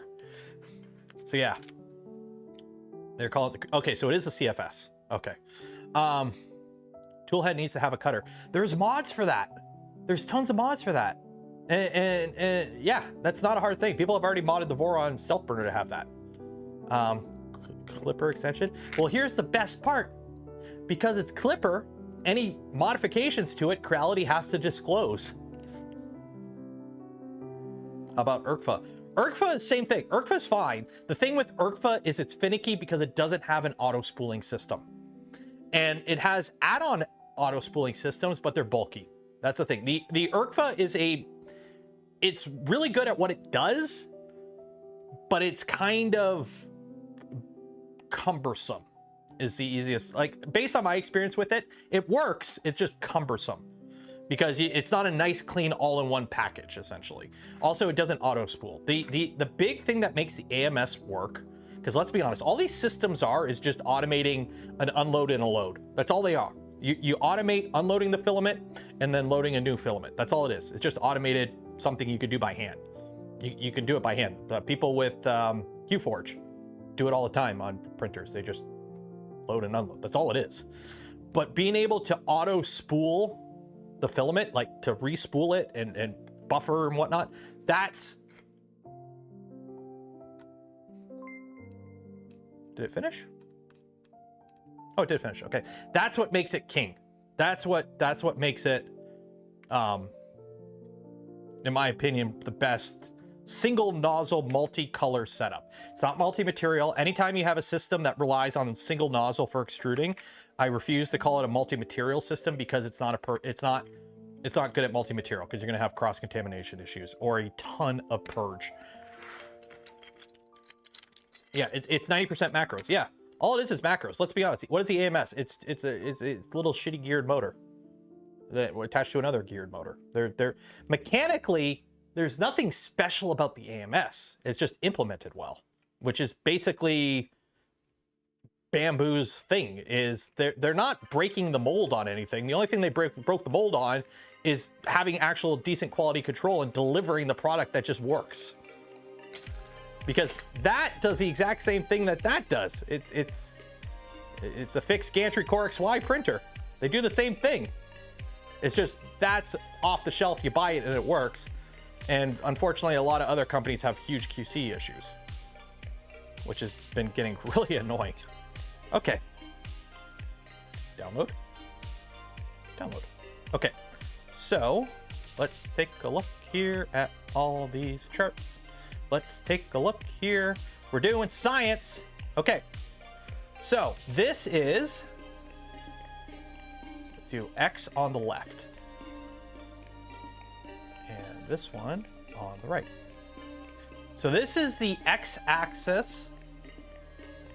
On the left is the printer being on my toolbox. Okay. On the right is the printer on solid concrete sitting on the ground. So if you want to see the difference between an input shape on here and on solid foundation ground there. So there's your difference there. Okay. So it's still recommending ZV, 67 Hertz, 67.4 versus 67.6 on vibration. And max excel 17,000 versus 17,700. So it's actually recommended slightly higher excel on a wobbly bench than on the floor. Interesting. Okay, let's try the y-axis. So on the left here, is it on the workbench? And here is it on the floor. Again, solid concrete floor. This one's a lot cleaner. This one is a lot cleaner.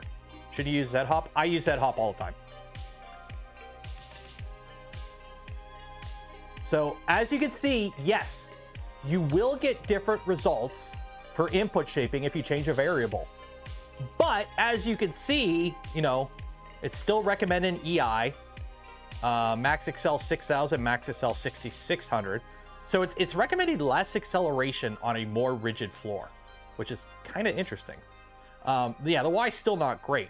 So as you can see, it's still giving you pretty close to the same result, but you can see there is a variable at play.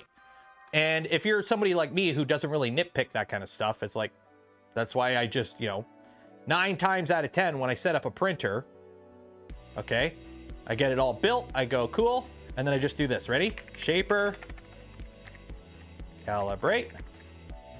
I let that do its thing, and then I hit save config and I move on with my life. Because most of the time, it's good enough. Now, if your belts are loose AF or you built your printer incorrectly, then you may have to do some adjustment. My workbench is tied right to the foundation. Well, okay, like this bench over here is solid. This bench over here is solid. In fact, the printers under the bench aren't attached to the bench. They are on a separate pad. Like I actually built a frame, like a 2x4 frame, put wood on it, and these printers sit on it, but they're not attached to the bench. I could slide that out if I want to. It's heavy as heck, so I don't like doing it. But these printers are independent from the bench. So if I'm, you know, machining and the printers are printing, on paper they shouldn't interfere. Also, that bench is bolted to the wall.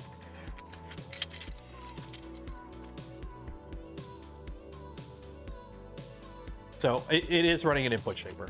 So while that is doing that, let's actually try and get a profile set up for this. Because this is something I don't have. So let's do that. Let's do that. Let me pull up my emails. I just want to make sure they haven't sent me any updates. Because last I spoke with them, they're going to try. Ooh, Delta. Oh yeah. Oh shit. Rocky Mountain's in a week. I'm getting all like the emails from like Delta going, hey, your flight's in a week. And I'm like, oh shit. Also, I may have a potential sponsor for OpenSauce, at least for part of the expenses. If I can find one more.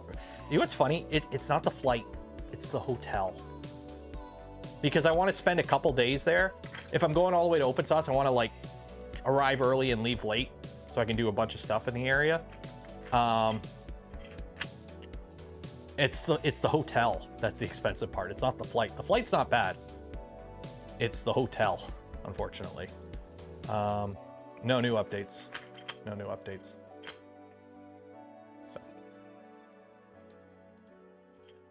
So I might be making it down for OpenSauce. That's why you stay with your mom. Unfortunately, my mom lives 5 minutes from me here, not 5 minutes from the venue down there.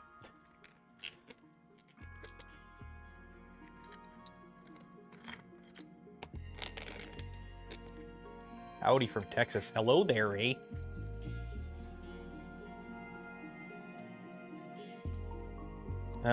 Is it 5 minutes? I don't, is it San Francisco? Where is Open Sauce? Actually, let's open sauce. Let's take a look. Where is it? It is in San Francisco. So Detroit to San Francisco.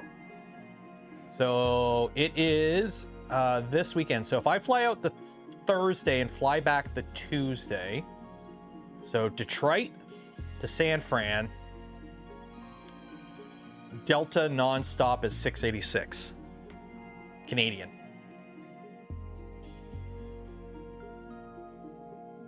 So if I fly out, what, 8:25 a.m.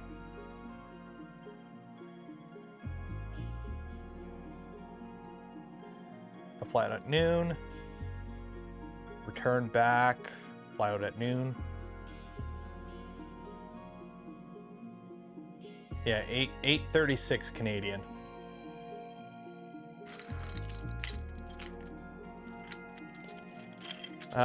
Would a motel be cheaper? I'm not gonna. The thing is, when I travel to these events, I don't like booking vehicles or anything, so I like staying at a hotel right next to the venue, and those are usually more expensive. Yeah, it's at. I know where it's at. It's at the Cow Palace. Hello from Bruceland, aka Chechia. Hello there. I'm hoping to visit you guys one day. Gotta see Alcatraz. Well, more so, there's Voron people in the area that I want to visit. Because if I'm going to Open Sauce, I got to film a bunch of shit to justify the expense. But yeah, it's like 8:36 for the flight. The hotel, last I checked, is like 150 a night. A solid rail connection. Oh, that would be great. The problem is, it's not. Even like, here's the thing. I live 30 minutes from the border. I can get to Detroit Airport in under an hour if I don't hit any stops, right? If I get through the border fine and there's no issues with the highways, I can get to Detroit International Airport in the United States in an hour from where I am. So I always fly out of Detroit because it's a lot cheaper to fly within the US, from within the US, than it is from flying outside the US into the US. Also, there's not like a big airport near me. I'd have to go to Toronto to fly to LA. The flight is a write-off. Everything's a write-off. Ask Linus. Everything's a write-off, right? Everything is a write-off. Also, I got to get a haircut because I got to get this beard trimmed up before Rocky Mountain.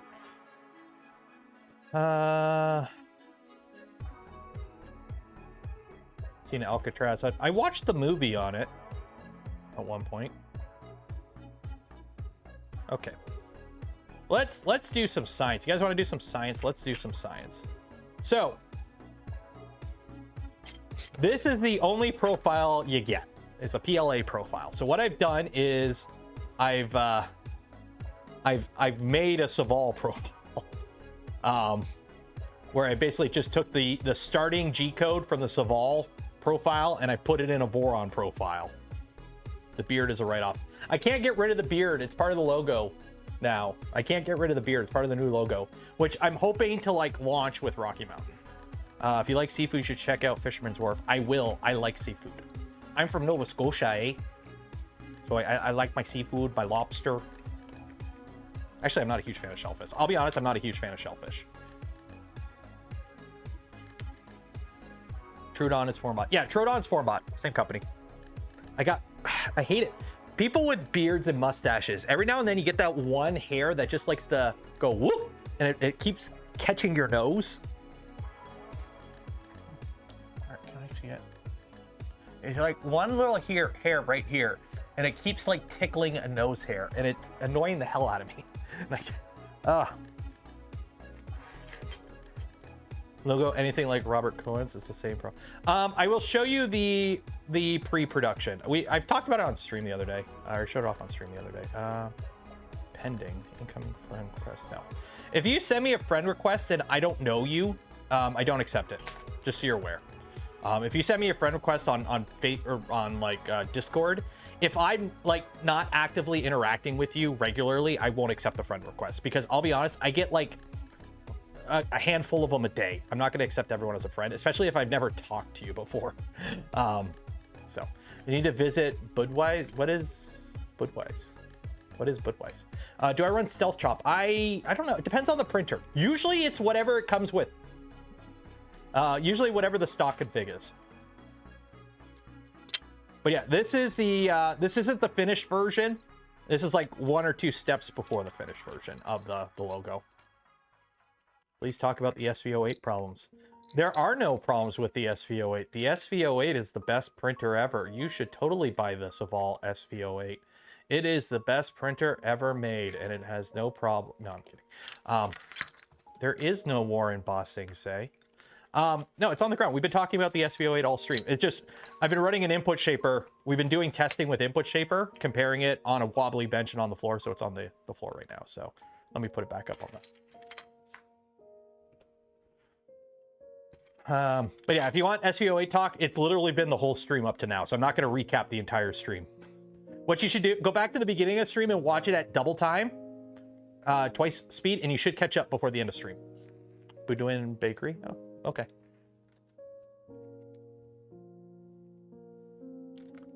Boudjoyce, you look on the map? Okay, I'll take a look off stream. I don't like looking certain things, like, if I don't know what it is, I don't look it up on stream because I'm a YouTuber and it's live.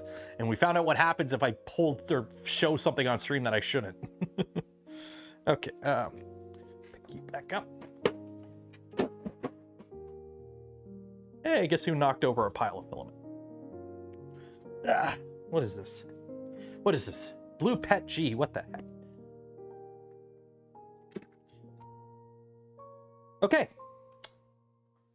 So let's unload some filament here. And also let's heat the bed up. Sourdough, check out Boudouin Bakery. Their mother's like, okay. Back and run it at 2x to see how funny you sound. We'll see. Play with the Magneto X again. I still, okay. You're not going to see it on the bench often because 2 things. One, I built this nice little home for it underneath a workbench over here. So the Magneto's over here. It's on. I've got filament in it. I do use it, but it's down here. 2, it's heavy as shit. It's heavy. And it's awkward to pick up because it's all enclosed. So I don't have like, I can't just grab it like this, okay? I have to like, and it's heavy. It weighs like 60 kilograms all up or something stupid like that.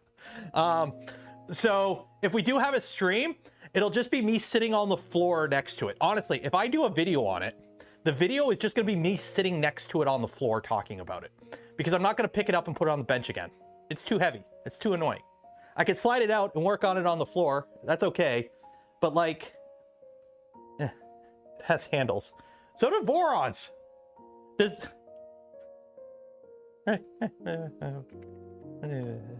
What is with handles? Why is everyone talking about handles lately, by the way? Why is that a thing? Why are people talking about handles? Like, everyone keeps bringing up the handles. I like the handles, but it's like, okay, cool.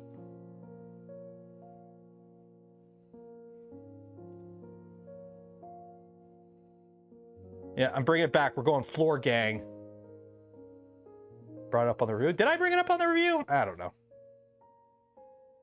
A preview, not review. Well, you ready? You want to see something cool? Want to see something cool? Ready?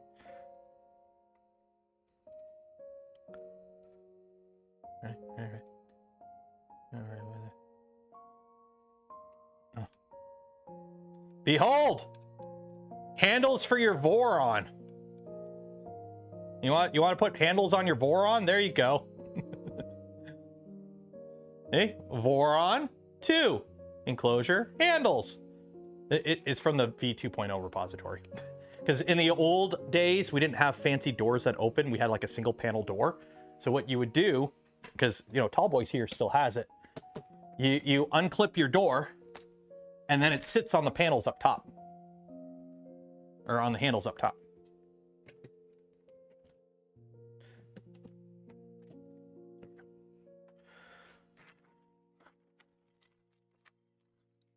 the single panel door. Personally, I do too. I do too. It's less finicky. The LDO kit has metal handles. I know, and I stole them and I put them on the VZBot. So the VZBot has handles. Because that thing is heavy as shit. That's also why the VZBot lives on the ground. Okay, so that is that. So let me get the filament out of here. Dang it. You know what, we'll just do it. Why are you oozing so much? Okay.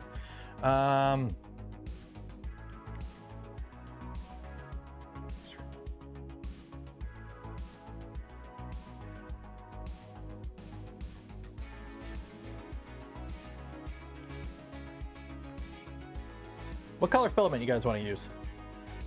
Color filament. What color filament? What? Actually, I should probably actually see what I have for PLA. Green? Okay, we'll do green. Somebody said green, we'll do green. Oh, here we go. This will work. How much is this? I don't know. Is there enough on? Oh, there's not enough on there. Jesse Premium Green Slime. That works. That works.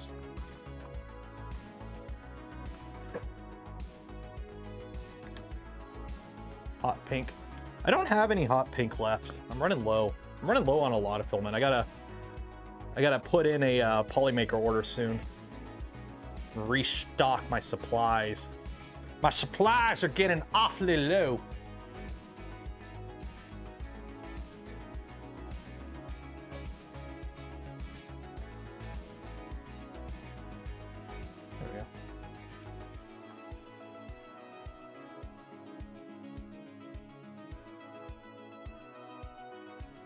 Okay, there we go. Turn off that.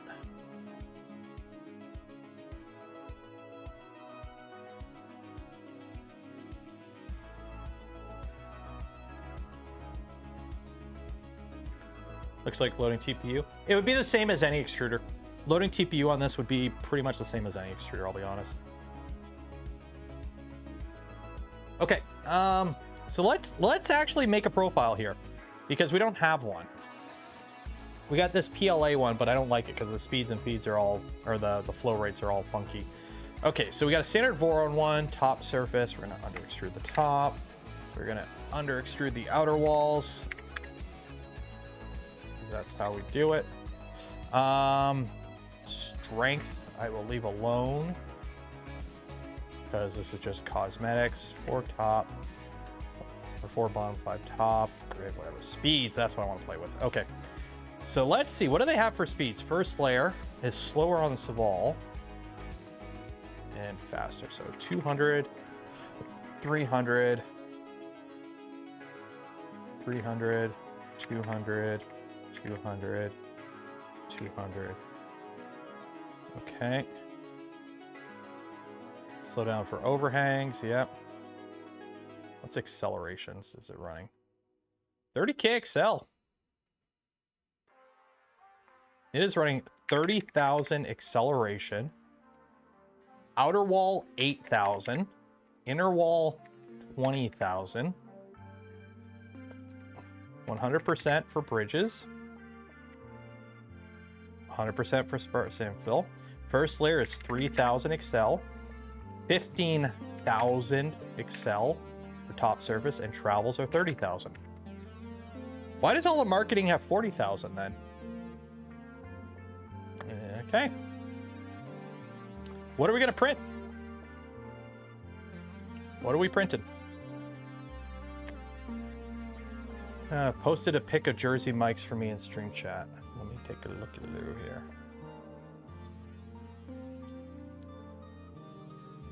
Oh, that looks delicious.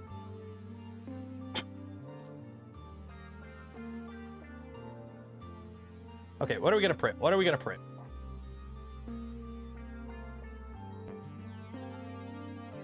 Flexi Gecko. Is there printables? Yeah, actually, let's do a Flexi. Flexi Gecko.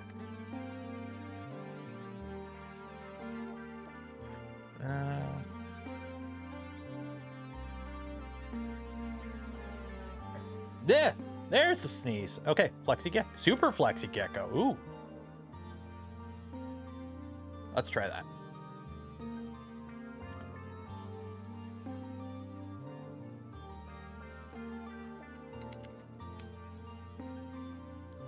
Am I excited? We are excited for Rocky Mountain. Slice plate.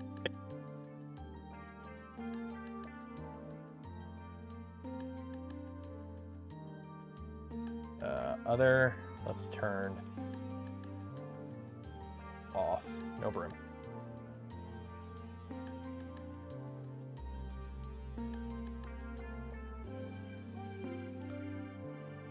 Okay, export G code file. Save. It's an hour print, so this should finish before the stream ends. It's an hour print, so it should finish before the stream ends, hopefully. We'll see.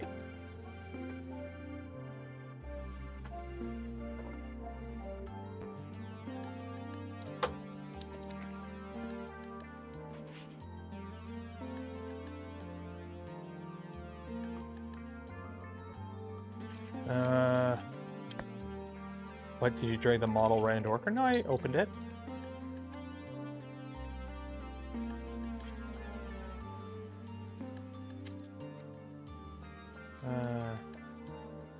No direct load. You could set it up. You just have to put the IP address in. I just haven't gone around to setting it up yet.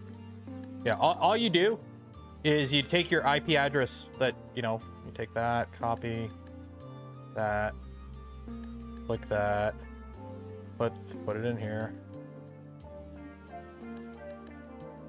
Okay. Test. Okay. There you go. Now it's set up. I hadn't set it up yet. There you go. Have you watched any episodes of Fallout yet? Yes, we watched episode 5 this morning. Me and the wifey. PLA. Do you see panels? We can't print ABS. That's another thing. Okay, I know they said that panels will be available in the future for this. However, let's be honest, that sucks. Okay, because now you need to pay separate shipping, duties, and taxes on a completely separate order just for panels. And panels are usually kind of big. So shipping the boxes aren't exactly the cheapest. So I'm kind of disappointed that you have to get the panels separately from the machine. They're available at a later date. That's just a wasteful extra cost for users, essentially.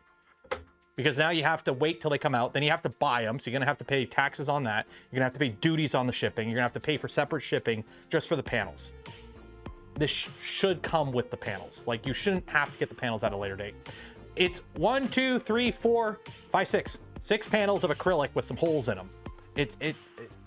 Are they having trouble getting them? Cardboard a valid option? Sure, why not? Yeah, you could enclose it with cardboard in the meantime, but I mean, like, it's got this nice little flange with tapped holes for the panels already. You get some acrylic. Yeah, the only downside is it has to be inset. So it's not like a Voron where you can just slap the panels on, and if they're oversized or undersized a little bit, it's not a huge deal. The panels have to fit within this size, and I guarantee you this is going to be a problem. You ready? There's tapped holes. Look how close these I don't know. Can you see? Oh, you can see on the top. Okay. There we go. We'll zoom out. Not zoom in, zoom out. Okay. See how close these tapped holes are to the edge? That means there's going to be a hole in that panel that close to the edge. That's just asking for a crack. That's just asking for it to crack. There's a reason the Voron panels are held in place. They don't screw on. It's because drilling and tapping, like drilling holes through acrylic and polycarbonate, like that's asking for it to crack your panels. Like, yeah, rubber washers can mitigate it and whatnot. A slotted hole would probably be smart, I'll be honest. But still, that's asking for a potential issue. Maybe a frame. Maybe. I don't know how they're going to do it exactly. I mean, I would have just put the holes in the external ones and just mounted. That way anyone could just get anything that fits over it and bolt it on. But that's just me.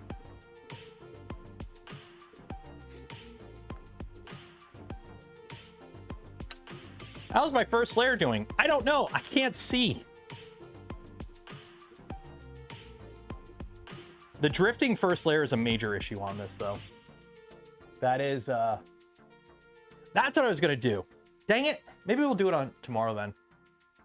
I was going to take the tool head off and take a Dremel to it. Because I'm pretty sure I could slim down this tool head. That's my first layer. It's shit. Let me drop it. Drop it. Them not using the inductive probe for the offset is dumb. Like, if you're gonna copy that's the thing. Like, again, you're copying you're copying how Voron works without actually copying how Voron works. Where did my spatula go? F screw is this.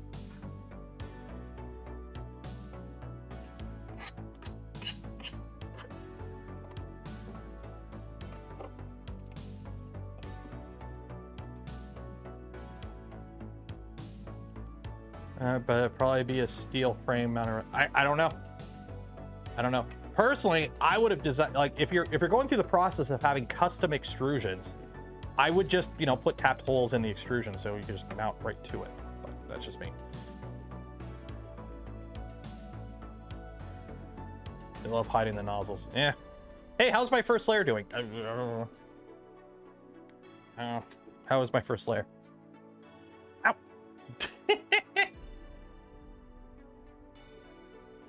Oh, wait, I didn't, oh, shoot, 1 second. I didn't stop the print. I resumed it, 1 second.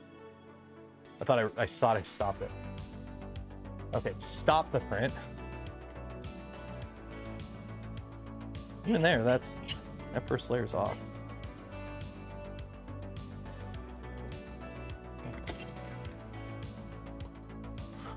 There we go, okay.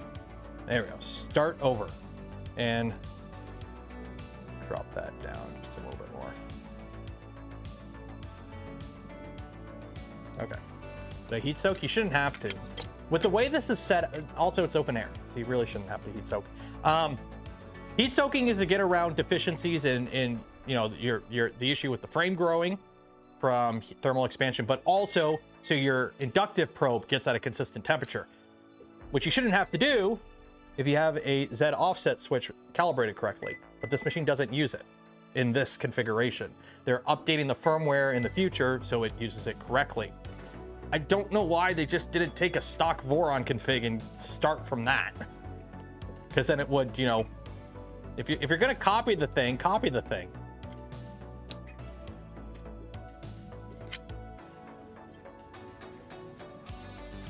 It's a spring steel sheet with PI on it.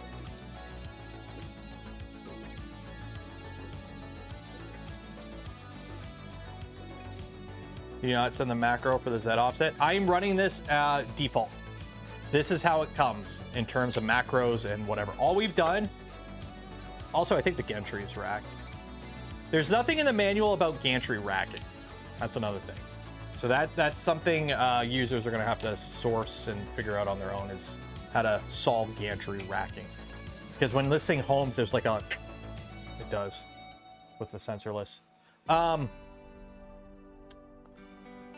What was I talking about? Can't remember.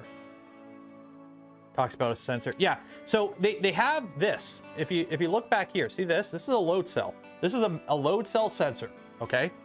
So what it does is during initial startup, when you first unbox this machine and you build it and you go through, like the manual says, initial startup stuff. Part of it is it does your Z offset. It calibrates your Z offset. So what it does is it goes over this with the inductive probe. That's why it's metal. So the inductive probe homes off this, and then it cleans the nozzle, and then it homes the nozzle off of that. And it does math to calibrate your Z offset. Because it goes, okay, at this value, we get the probe reads. So if the probe reads at 2 millimeters, the nozzle reads at 1.7. Okay, so when the probe activates, we have a 0.3 millimeter offset. Okay, cool. And then it goes and prints. The problem is that's not how it's supposed to be. You can use your inductive probe for bed meshing and quad gantry leveling. The problem is it's not consistent enough for a nozzle offset in this kind of setup. The nozzle should hit off a Z switch, switch set to Z offset. That's how it's done on Vorons. or at least that's how it used to be before we moved to tap and we have all the fancy new stuff. So you would use an inductive probe to bed mesh and whatnot, and then you would home your nozzle off of a mechanical Z switch for your Z offset. That way you didn't have to deal with the drift issue of the inductive probe, or the fact that if you're printing at 180 degrees because you got a really cool PLA, and you're printing at 360 degrees because you got like a really hot PC, guess what? Your nozzle is actually going to grow to different lengths. Not a lot, but it does. So if you could just, not have to deal with it, it's better. Yeah, Prusa got around it by building a thermistor into the super pinda that basically auto compensates for the drift. This doesn't have that. So it has the hardware to deal with it, but it's not set up to use it right. It only does it during the initial startup. It should be doing that before every print. Because now, we're restarting the print. This inductive probe has had time to heat up. So the value that it got for the Z offset now is different than the value it got for the Z offset earlier. Inductive is fine. Inductive is fine as long as you can pair it with something to make up for the deficiencies of inductive.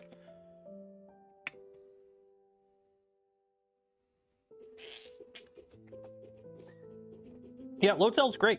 That's what the Magneto has a load cell. It works great. The only downside is it's bulkier because now you got to fit a load cell in the tool head. Can it fix? Yes, it can be fixed with an update, and they're working on it. But it's one of those things, like, that's like one of the things of a Voron is like, now it's not as common, but back then, the Voron having that separate switch, that was a big thing, and nobody else was doing it. And now I've seen other people do it, but now we have nozzle probes, so it's not as big of a thing. But that was like one of the things a Voron's known for, and this doesn't do it. So it's like, again, you copied the name, you copied the design, but you didn't implement the things that it should have correctly. So, take care, Jose. But yeah, they did email me in response to my email with all my concerns, that they are working on updated firmware that will correct that issue. So, because the original plan for the stream today, we literally were going to take a stock Voron v2.4 config and repin it to match this. So I was basically going to transplant a completely normal Voron config into this machine today. But since they said they're updating the config and they're going to send me it, I'd rather not waste a whole day on something pointless.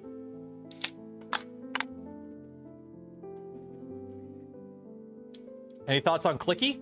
I have Clicky on my LDO V2. It's fine. You're going to get the same results pretty much as tap.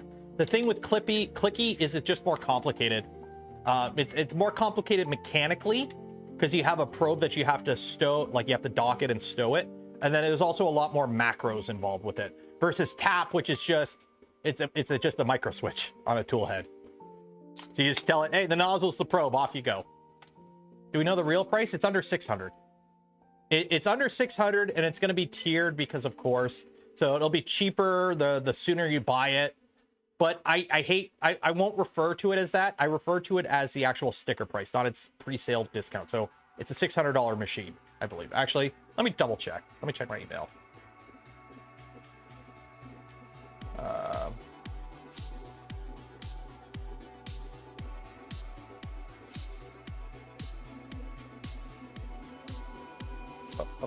Here, you can look at that one. Yeah, the stock price is under 600. It's very close to 600, but it's under 600. And then there'll be early bird prices lower than that. So, but it's a $600 printer. Simple as that. I don't really look at it at like this is the pre-sale price. They do that because then, you know, all the marketing and everything. Here, this is what I hate. So you got a printer. This is $600. Say that I'm throwing it out there. This isn't the price, so don't quote me. Say the pre-sale price of a thing is $300. Okay? Well, guess what? Every YouTuber who does a video on it goes, hey, it's starting at $300, or you can get it now for $300. Well, 2 months from now, when little Timmy, you know, starts looking up this printer and starts watching videos, he's like, oh, I'm going to buy it. It's $300. Then they go to the site and it's $600. but they got it in their head. So because it was so cheap, they went to the site. It's just one of those things to get you in the door. I hate it. It's like how companies send like better things to reviewers too. I know that it's not really common in 3D printing, like cherry pick stuff, but like I do know that, or actually no, I can't remember who was it. There was a 3D printing company. They sent printers to reviewers, and the printers had better hardware than what was shipped to customers. So like they shipped it with like better power supplies and electronics to the reviewers. And then when customers got the printers, they were like generic, cheap, no-name power supplies, crappy electronics and whatnot. I do remember seeing that was a thing.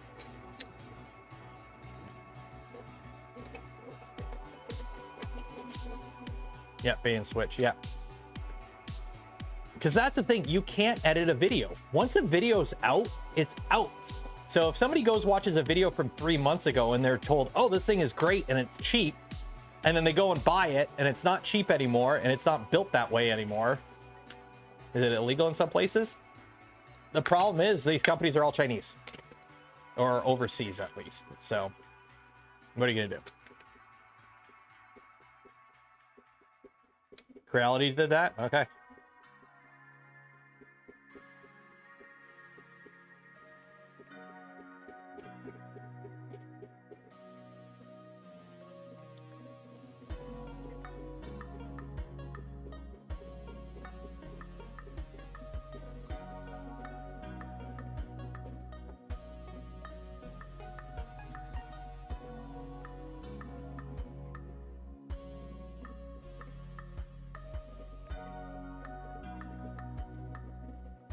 What the heck is going on here?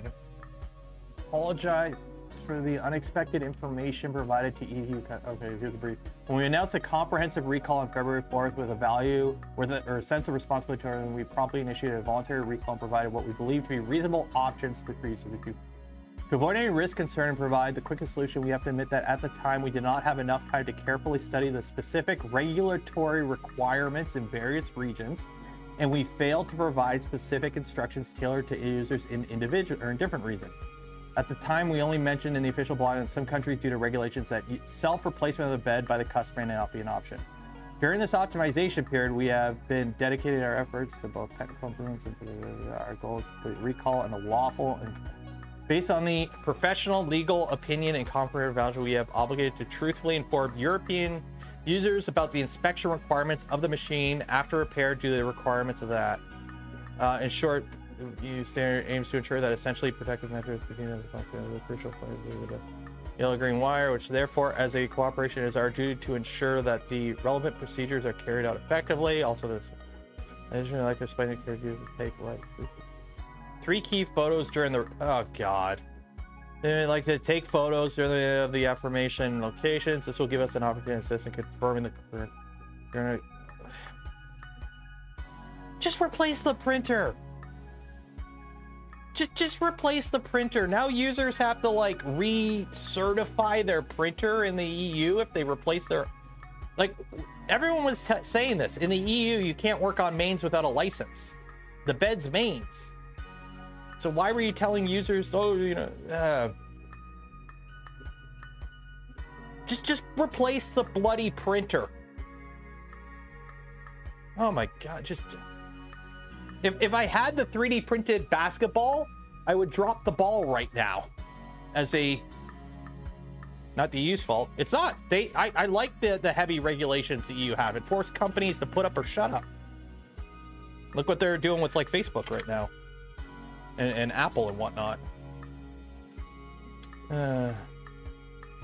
Also, you get these people. I don't get these people. Communication in these situations is key to a company showing they actually care about the company more than the almighty dollar. Kudos. If they cared about the customer, they would be replacing your printers. But no, they went the cheap option and told you can replace it yourself in places where you can't replace it yourself. And now they got caught on it. What? Where's the gif of the, like, I gotta find the, I will never get people like this. 1 second here. Now, this is different if you're involved with the company. Don't get me wrong. This is different if you're involved with the company. Like, I'm involved with Voron Design. I'm a member of the Voron Design team. So anytime somebody criticizes Voron, I'm gonna have opinions on that. okay? But like, you know, I don't get these people. I'm assuming Bamboo's not multi-billion, but their parent company is, because it's all the same company over there. I don't know. The Bamboo wiki says he used WD-40 as a lubricant. Could someone link me that?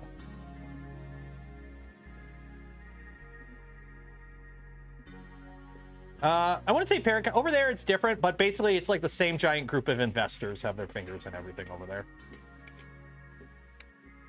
So, I mean, considering the entire team is founded by former DJI.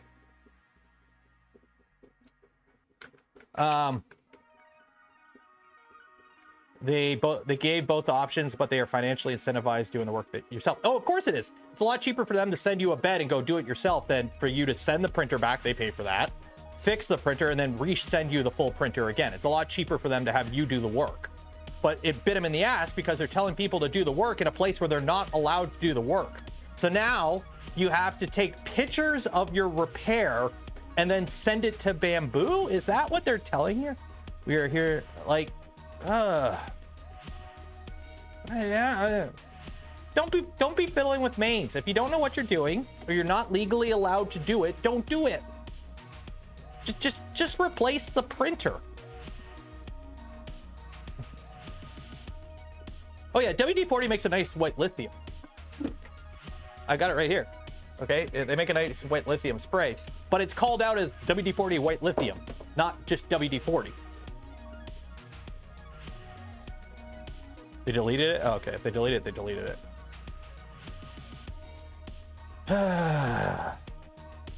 Very good job. Just make the thing that makes the thing and reliably. WD-40 is a brand, but also if you refer to WD-40 as just use WD-40, it's implied that you're referring to what WD-40 is famous for, which is WD-40, the water displacement formula 40, which is a rust prevention thing.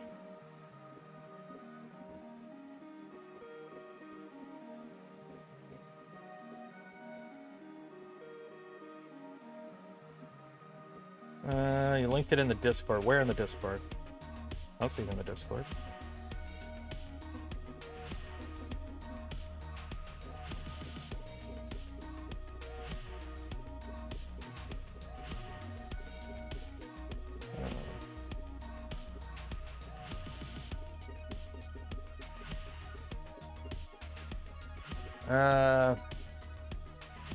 I've used silicone spray to lube the CNC tap. Should I be worried? Yeah, you'd be fine. Silicone spray, you're fine.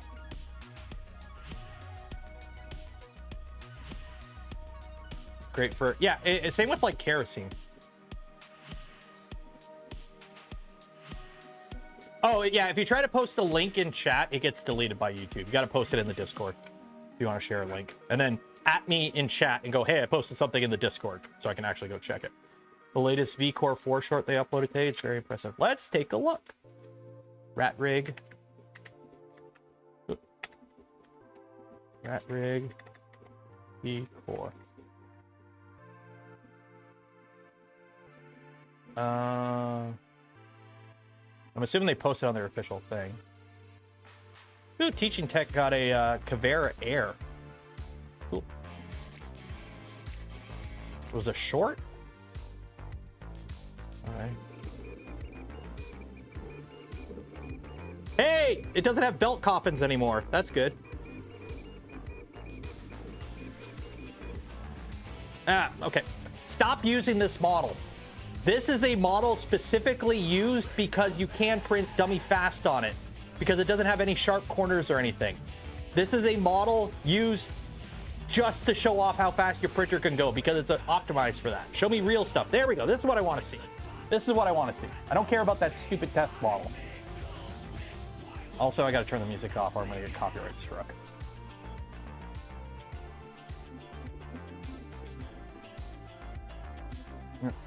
I can't skip around.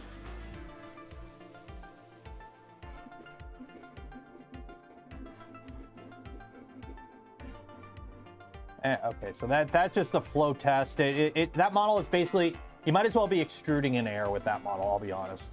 Because it's not a real world thing. Like, it's all nice and curves and straight lines. You might as well be extruding in air. This is what I want to see, because this is an actual print with geometry. Because I want to see how quickly it speeds up and slows down, and how quickly it can keep, or how well it handles that directional change. That's what I want to see. Okay, we got some issues in the corner there. Might be pushed, yeah. Ooh, look at the bulging. Like, this is why I don't print fast. This is why you don't run to the very edge.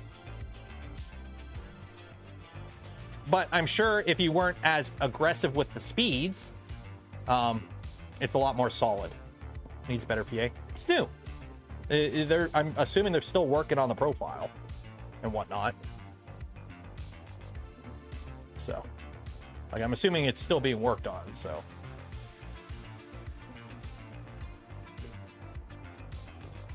More videos on the production. Well, oh yeah, for prototyping. If you're gonna prototype, your prototype. If you're gonna make a promotional video on like, I hope you understand what I'm trying to get across. If you're gonna make a promotional video, you should try it in its best light. Not that, hey, it can make a really shitty bracket really quickly. It's like, no, this is how fast it can go and still give you amazing results. I don't care about speed benchies. I care about how fast you can do a benchy that still looks good. So, yeah, run conservative speeds for outer walls, realistic speeds for inner walls, and freaking YOLO send it on infill and travels. Did it come? Yeah, it came with a 12-minute benchy, but it wasn't like speed benchy spec. And I think my kid took the benchy somewhere. Yeah, we did one on Tuesday. It's a 12-minute benchy. It's got issues, but it's a 12-minute benchy. What do you expect?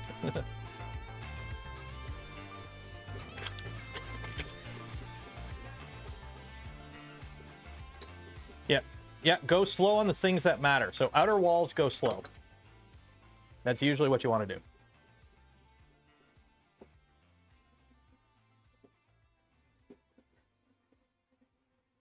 Low speed. Well, I guess you're right. You do YOLO speeds on YouTube because that's what gets views, but that's not what I care about.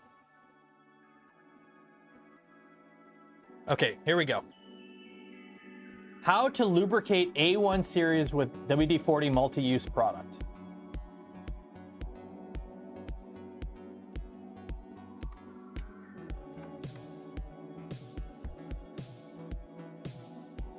Oh my freaking cookies. No, give me... Don't...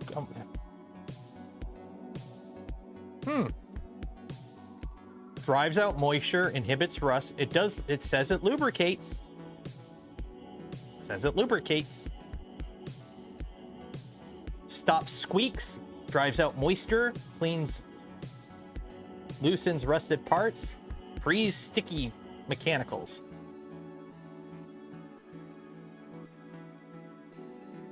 We have not tested other types of lubricant oil. Use grease. Grease lasts longer. Here's the thing. Technically, you can't. It's almost impossible to actually lubricate assembled pulleys and bearings. So, like, here's the thing. Here's a pulley. Let me grab a pulley or a linear bearing. Where are my linear bearings? There we go. Here's an LM8 UU. Okay. Here's an LM8 UU. This thing's dirt. Here's an LM8 UU. See that black part there? That's called a rubber gasket. So if you put oil or grease on your rod, when you slide this over, that is pretty much going to wipe out everything and prevent it from getting, because that's the whole job of that rubber gasket, is to prevent stuff from getting into the bearings. Now, yes, a little bit of oil will get in there, but what you should do is take it off completely and then pack the bearing with grease. That's the right way of doing it, okay? You take the bearing off and you pack it with grease. The problem is that requires you disassemble the bearing, which good luck on a bamboo. So the only thing you can do is put a little oil on the rod and hope some of it makes it into the bearing. It's the Band-Aid hope this works option, not the right way of doing it. Yeah, that's why Priiiint gives you a tool to do it when you're building the printer. They give you a tool to pack the grease into the bearings.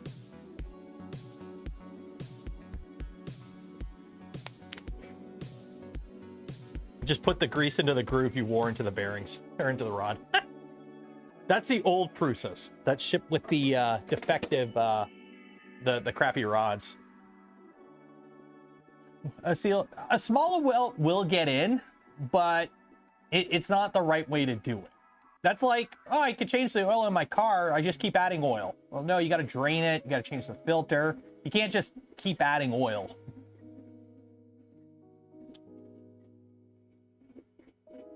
And then you're also relying on imperfect seals to allow some oil in to hope it works. Guide is for the A1. They don't use rods, linear rails. Oh yeah, that's right. The A1 uses rails. It's a little bit easier then. There's a few tricks for getting grease in there. Usually what you do, let me see if I can find it. Here you go. So say you have a assembled rail and it's mounted, stuff's mounting to it. You need to re-grease it. What you can do is if you have something like a syringe with grease, or like the WD-40 bottle with like a pipette or like a sprayer tube, what you do is you move your carriage so that it's slightly over a hole, like right here. It's slightly over the hole, and you kind of like, you get your like syringe of grease and you kind of like put it under there and you inject it, and it basically fills up the entire void underneath. And you're gonna get oozing out because you want to get the grease in past the wiper. The red part's the wiper. So what you would do is you would, like, if this is like a syringe of grease, you would like come in underneath it at the screw hole and inject it. And then you would do it on the other side too. And then you would move it over a couple and try again. And that way it works it into the actual bearing runs. Because the oil on the rod doesn't do anything. It needs to get onto the bearings, and it needs to lubricate the bearings. That's why you pack them with grease. Grease lasts longer, and it gets into the bearings. The only time you really should use oil is really, really small bearings, in my opinion. Can you take out the wiper? You can, at the risk of everything falling apart on you, usually. Drill a spot in your frame. That's another option. I've seen people do it. You drill a hole in your frame so you can get at it with the grease. Now, some of the larger, more expensive rails, the carriages actually have grease spigots in them. So you can actually connect a proper greasing tool. So, yeah, grease port. But those are expensive, and you're not getting that on a cheap entry-level machine.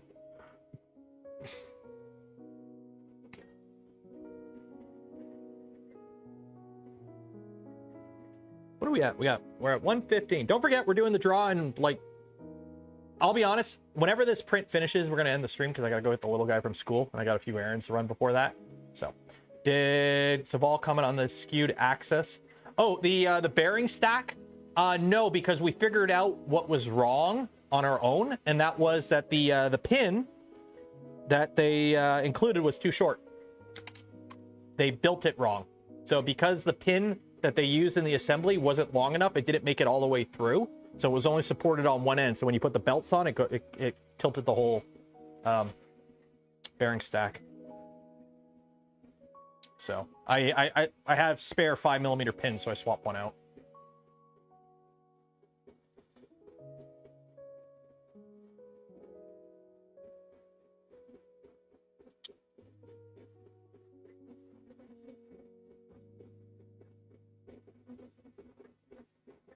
Uh-oh. Ah, freaking faulty. Another freaking faulty copyright strike. Now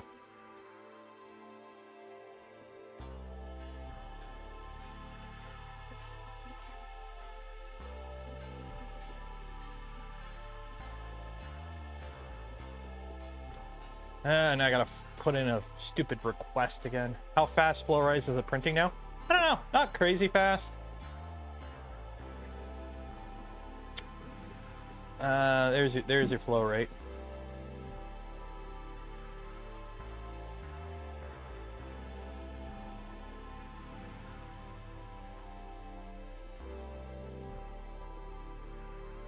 Why does Vol say that? Because that's what they put for a placeholder price. Instead of just putting like no price, they always do that. It's not a $10,000 printer. Let's be honest. Nobody thinks it is.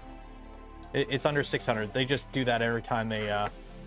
That 70, by the way, was the purge. The max is 70. It probably only hit that when it did like the giant purge blob here.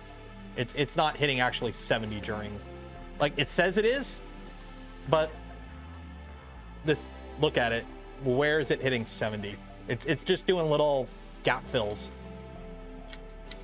Yeah, 600 was here. No, the real price is $599, and the early bird is lower than that.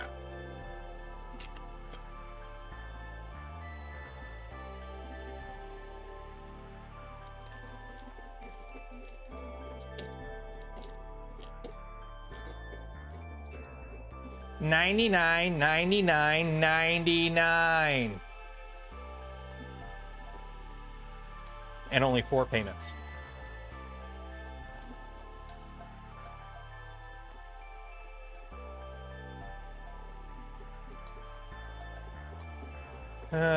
Possible Core XY.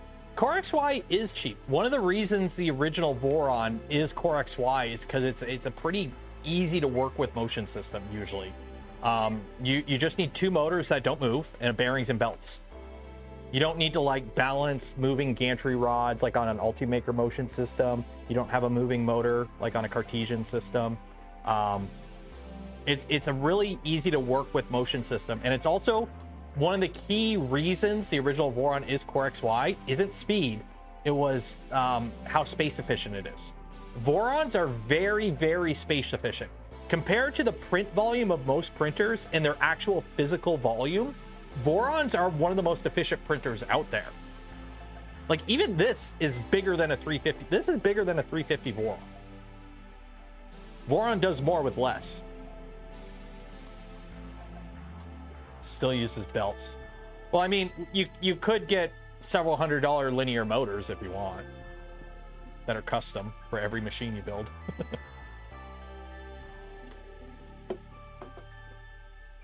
I mean, yeah. Uh-oh. Everything metal on my desk is stuck to it. There you go. There you go. I got my own linear motor. Woo, woo. I'm a motion system. Look at my magnets. I'm going to pick up every screw on my bench. Shit.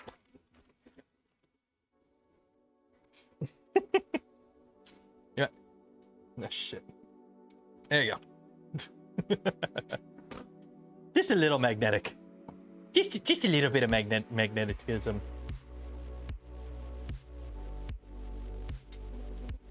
A railgun. Ooh.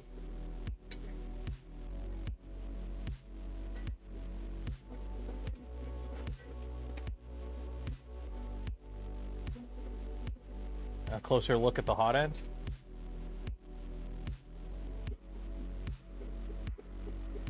Yeah. There you go. There's your hot end.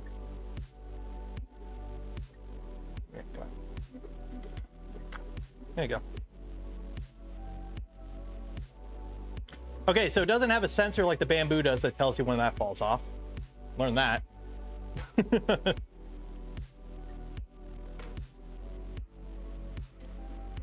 How is the hot end cooled? With a fan.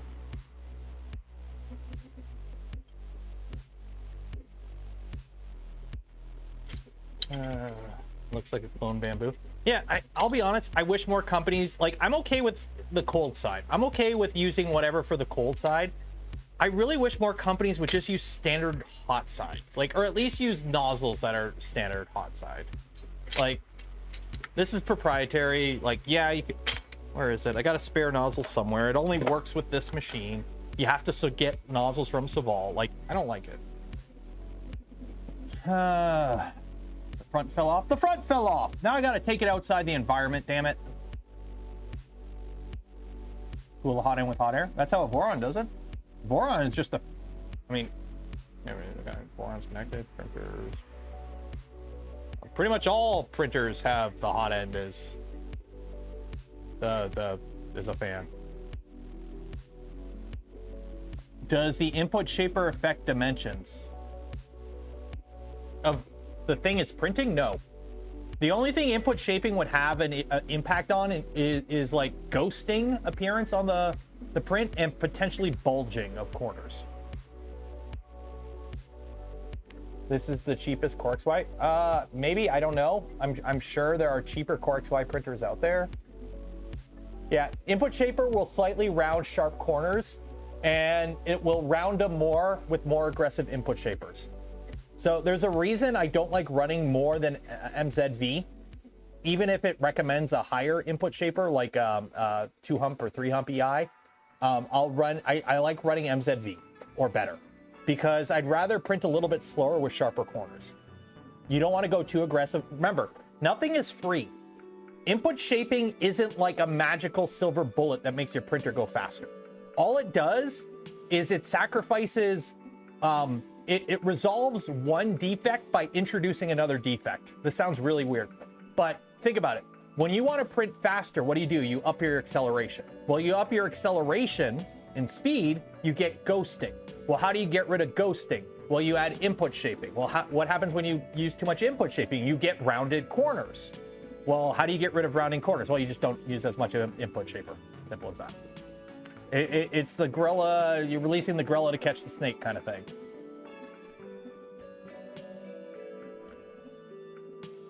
I will say, for its print volume, for sub 350, this is a big print, or for sub, so not sub 350, this is a 350. For sub 600, this is a 350 millimeter cube printer. That is the value right there. Not that this is a Voron. It's not a Voron. It's a 350 millimeter, well, okay, 350 by 350 by 345 for under 600. That's the selling point of this, in my opinion. Is simply you get a lot of print volume for a cheap price, and it's not flinging a bed around.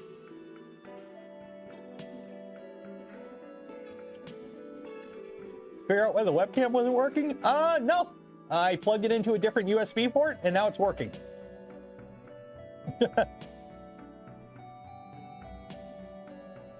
What's the bed? It's a well, I don't know. It's a PCB bed. It's a PCB bed. I can tell you that. It is mains, and it does have a flex plate on it, and it does do adaptive mesh. So this is the area it meshed for this one print. Have I tested the HDMI port? No, I don't have anything to plug into it though. That's the thing. Like, I don't have anything to plug in that plug it into. Oh wait! Do I have an HDMI cable? I gotta have an HDMI. Let me, one second. Let me think. No, you're Ethernet. Do I got a hidden? Oh, I do have a hidden cable. Hidden cable. Okay, cool. Ah, it's not long enough. Shoot. And it's not the right type of HDMI. Shoot. I was just gonna plug it into my computer through the cam link. Oh. Webcam stopped working.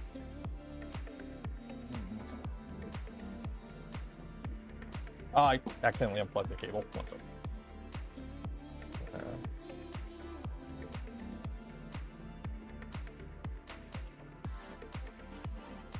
There we go. I bumped it. But yeah, it does have an HDMI out.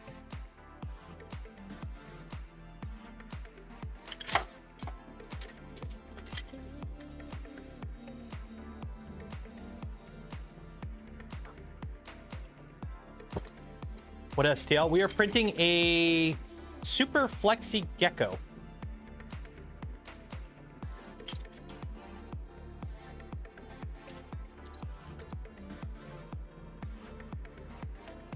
Any good parts kits? Honestly, I'd recommend just buying a complete kit. Here's a, back in my day, before everyone got the coof, and the pandemic and all that, you used to be able to buy a Voron from scratch, self-sourcing off AliExpress for like 800 bucks. because AliExpress had free shipping on everything. So what you would do is you would get your 7 rails, you would buy 4 rails in one package, and then you would buy 3 rails in a separate order. That way they were under the weight, you got free shipping. You would order everything off AliExpress individually, free shipping. It would take 3 to 6 months for everything to show up, and you'd have to locally source a bed. But you could build like a Voron V 2.0 or 2.1 for like 800 bucks back in the day, self-sourcing. And then prices went up, and then shipping went up, and then taxes went up, and then now you buy a kit. So, did I end up getting the camera to work? Hi. Yeah, I just plugged it in. There's 2 USB ports on the internal side of the controller. I just unplugged it out of one and plugged it into the other, and now it's working. It's working now.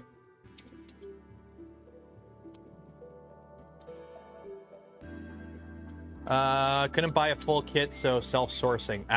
If you're self-sourcing, LDO does make electronics kits, I believe. It's been a while since I looked. I think there are a few manufacturers that sell electronics kits. Same with like screw kits and whatnot. The built-in camera. It's good enough. Let's be honest, it's a cheap webcam with a wide angle. What do you expect out of it? Like, can you see if the printer is making spaghetti? That's all this camera is used for. Like, this is a perfect, this is actually a really good camera, in my opinion. For a printer built into a, hey, let's be honest, guys, bring it in, ready? It's better than any camera Prusa put in a printer. I'm sorry, Joe. I'm gonna harp on that until the end of time. Until you put cameras in your printers, it's current year. Your printers are that much money. They should have cameras. Just saying. Yeah, that's a perfectly acceptable. There's nothing wrong with this camera. Good enough. All you do is, am I making spaghetti? No. Okay, we're good.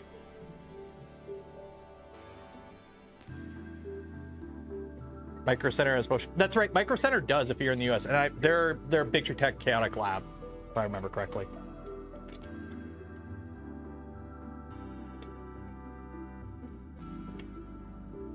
My Fly Gemini has the same type of host computer, and you can't use one of the USB ports if you're using Wi-Fi. That may explain it, which means Saval needs to look into that because they glued that USB into place where it's at. So, yeah, like that's all the camera needs to do. It's the term is an engineering camera. It's just there to so you know what's going on. It's like you're not spitting out the time lapses for this for your YouTube channel.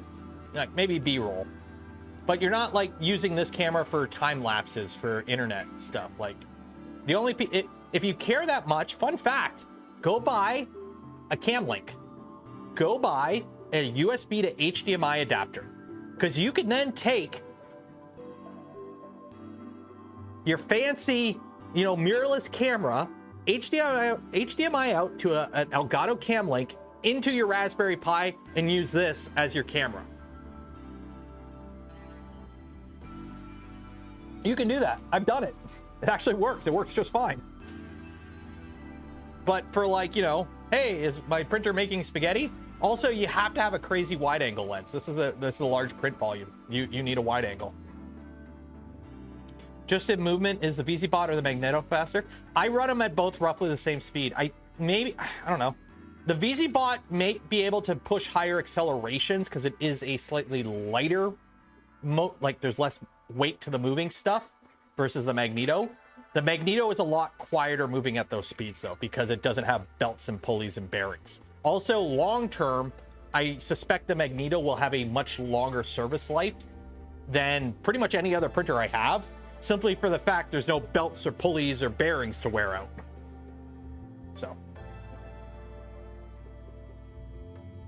photographic mirror cameras are not meant to record 24/7. Well, that's why it's the Raspberry Pi that's recording.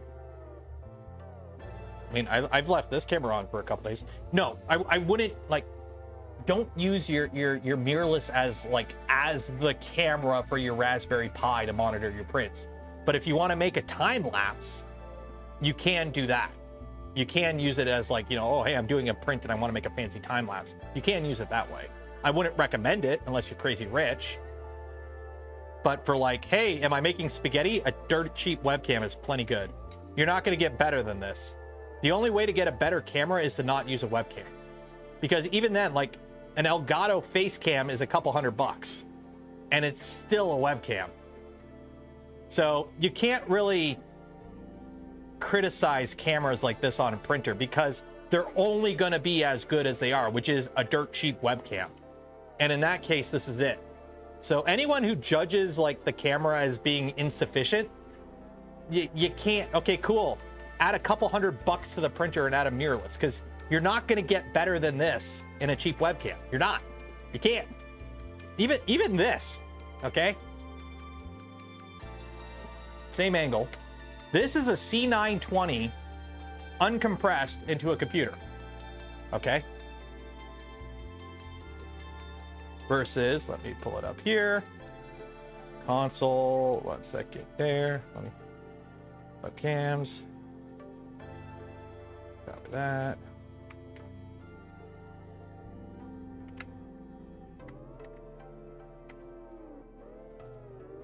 Okay.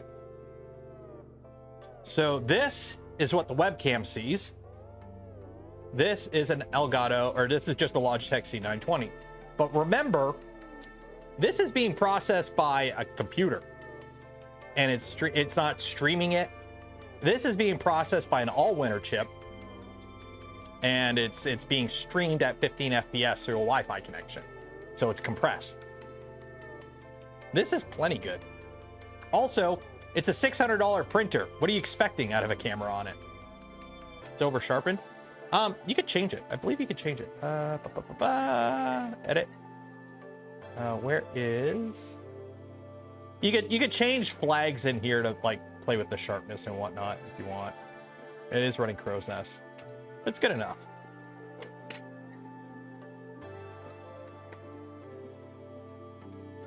What do you mean I can't stream 4K from my included webcam on my sub 1000 3D printer? Oh no, whore.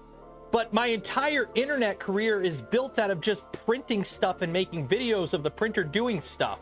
How will I generate all those views with a crappy webcam? It's called they don't do that. They use proper good cameras. The people who do the YouTube things and the content creation where they do really cool videos of the printers printing and time lapses and whatnot, they're using proper cameras to record that. Nobody's recording it with the shitty Raspberry Pi cam on Octoprint.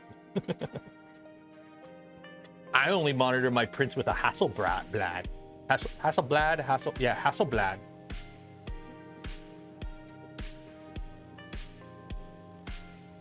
It's going better than, yeah. Like, let's, here, you ready? Let's fire up this. I'm going to connect to every single printer that I have online right now. Let's take a look. Okay, that's offline. So what's the camera in the LDO look like? This is what the camera in the LDO looks like, because I haven't taken this failed print off the bed in a month because I got to replace the extruder on this printer. What about this guy? Well, that's what that one sees because it's dark. What about this guy? Well, that's what this one sees. Okay. Well, that's offline. Oh, what's the... Okay, this is what the Magneto sees. Oh, I gotta clean the bed off. What's the VZBot see?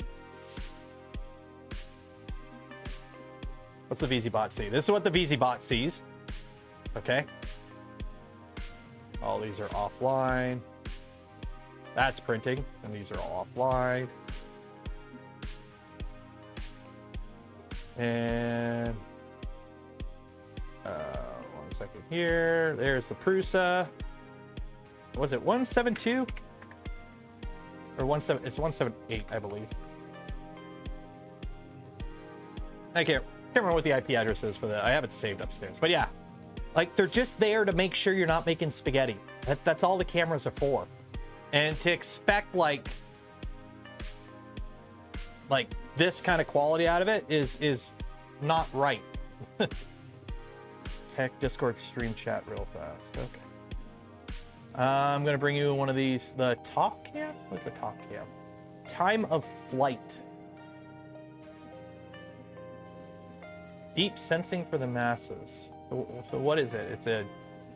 Oh! It's like an AI cam? Okay, that'd be cool to play with.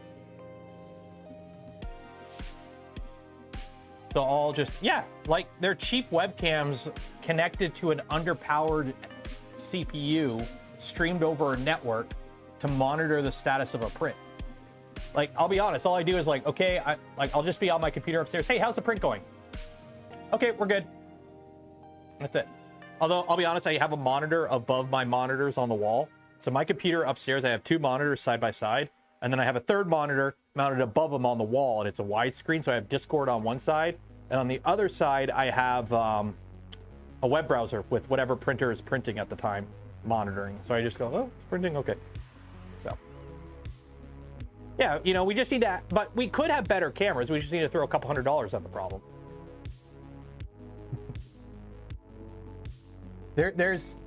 I'd rather have a shitty webcam like this and, you know, have the money spent on better things. It's like touchscreens.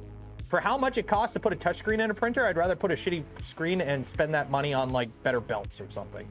I'd rather they spend the money on things that actually affect the performance of the printer instead of like extraneous like things that really don't do anything.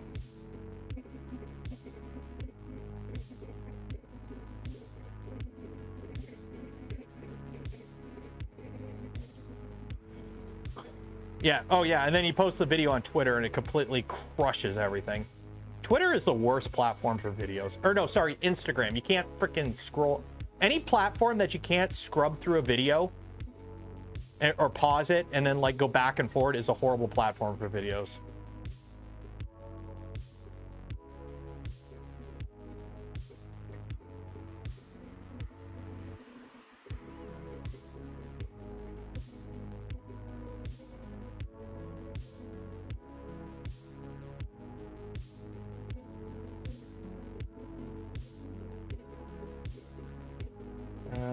Use your Galaxy Note 5 as a webcam. You can do that. People, you can use an old phone. The problem is, how many old phones do you have? And it's a clunky solution because they're big. You have to print something that holds this in a position like using a phone as a camera. Yeah, you can do it. It's just a clunky solution. I don't even use Instagram. I don't even have Instagram, so. The only social medias I'm active on, I got Discord, I got a Twitter, which is shit, but it's the best platform for what it is. No, Mastodon and all the other ones are not viable. I got YouTube, and I got a Reddit. That's about it. I don't have WhatsApp, so if you ever get me messaging you on WhatsApp, I'm not on WhatsApp. I do have a LinkedIn. Joel made me get a LinkedIn after Rapid. He's like, you're at a professional business event. You need to have a LinkedIn. And I'm like, Joel, I'm a small YouTuber. And he's like, I'm a YouTuber too, and you need to have a LinkedIn for, you know, collaborating and with these people and with the business people. You need a LinkedIn. I'm like, okay, Joel, I'll make a LinkedIn. So I have a LinkedIn because of Joel. LinkedIn is a joke. It is. Oh my God, it's horrible. So many people just sharing stuff. All they do is just like rip videos and then they just repost it without accreditation going, oh, amazing what science can do. And it's just ripped. They just ripped a Smarter Everyday video. And if you call them out on it, they're like, they get angry if you call them out on it. Yeah, it's full of dude bros. There is so much circle Jamaican style of cooking meat going on that platform. It's ridiculous. Like, I thought Twitter was bad, but at least Twitter is mostly bots.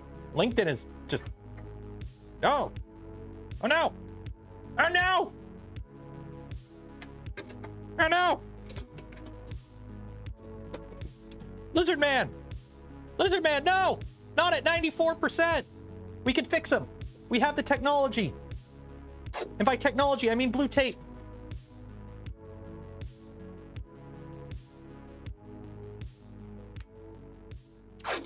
Save the lizard.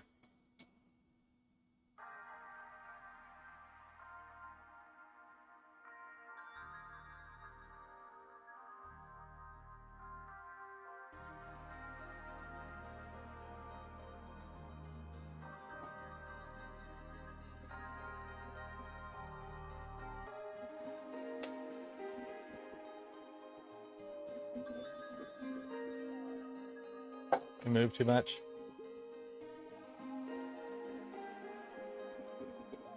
Well, I did what I can. We're gonna get what we're gonna get.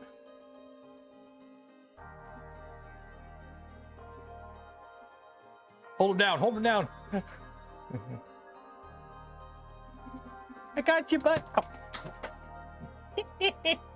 Nope. I don't got you, buddy. I don't got you. That smacked my hand. That caused a layer shift. You know what? It didn't cause a layer shift. I thought my hand would be clear of that. It was not. Well, at least we know the motor's got beef. There. I got a Bobo. It drew blood. Oh well.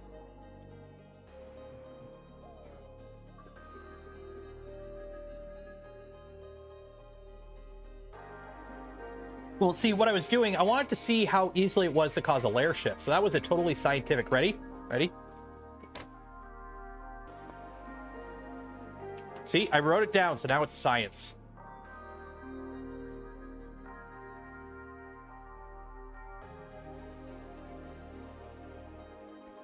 So after this print finishes, oh no, it shifted. I did not tape that, tape the head down in the right spot. Oh well. After this finishes, we will do the draw, and then we'll call it for the stream. Okay. So while that's wrapping up there, don't forget, we do have the draw for the spool of Polymaker filament. We'll be doing it in like 5 minutes here.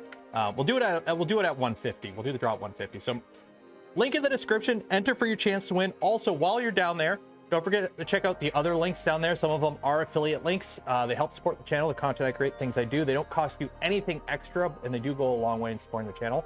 But if you do want to help support the channel directly, the best way to do that is to become a channel member or Patreon supporter. If you're a channel member or Patreon supporter, you get to hang out, because every month we do a monthly, I can speak English sometimes. We do a monthly members only stream. You also get access to a super secret section of the Discord. Ooh. And you get videos early as well. And also, if you want to be really cool, you gift memberships to others, because then other people get to hang out too. Chris Tyler, $2. Cheers and appreciate it. What's the next community contest? I don't know. I'm going to do something after Rocky Mountain, but I'm not sure what. Because I did like a lot of the big ones already, like, you know, show your print room and stuff like that. The thing with the community contest, I'll be honest, it's... I lose money on every time. Every single community contest I've done, because I fund some of the prizes, I've lost money on. So it's like, great, let's do a stream every month where I lose money. So... does the nozzle offset? No, it does not. They are working on getting it corrected. They told me they are working on getting the firmware corrected, so it will function properly in a future update. Because the original plan today, we were going to actually go through and redo the entire config on this printer to bring it more in line on, you know, a Voron. If you're going to put Voron on the branding and put Voron on the box, I expect it to perform like a Voron, or behave like a Voron at least. So that was the original plan, but since they told me they are working on getting new firmware to me, I didn't do it. Programmer X, hey Mitch, how's the weather in Ottawa? Is it still crappy? Oh shoot, Apollo gifted 20 community memberships. Awesome, thank you, appreciate it, Apollo. For the next community challenge for Rico, we'll give a $50 gift card. Okay, we will talk at Rocky Mountain. We'll figure it out. You know, West 3D has a 0.5 tungsten carbide nozzle. Ooh, I'm gonna have to look into that. I honestly wish more people did 0.5 nozzles, especially for abrasives, because anything with a filled, I don't like running filled material through 0.4 nozzles, especially now that we all have those CHT high flow nozzles, because of the way the geometry is. I've been having so many nozzle clogs. Like E3D was kind enough to give me one of their high flow nozzles for the bamboo. I jammed it and I can't get it unjammed. Like I was printing just Galaxy filament and it just hard clogged it. So yeah. Yeah, there's no more chat, just a Pulo gifting. Everyone just write, oh, thank you, Apulo, in chat. Okay, let's see. How did the gecko turn out? Unfortunately, he's a little shifty-headed.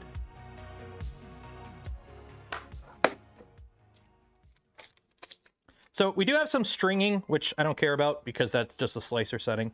It's not bad. I will say the banding that I saw on the other print, let's see. Can you see the Z banding on it? It's kind of hard to see because it's white and the lighting is horrible. I don't see it as much. So I'm thinking that banding I was seeing was related to the fact that they built the bearing stack incorrectly. But that ain't too bad. It's nice and flexy. You could see where we tried to tape the head down. We didn't get it quite lined up, but you know, good enough.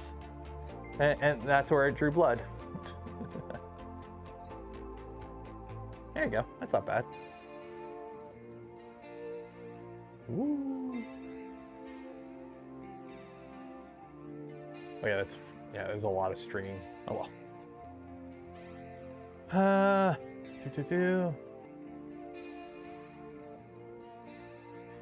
Do you now have input shaper graphs? Oh, we looked at them earlier in the stream.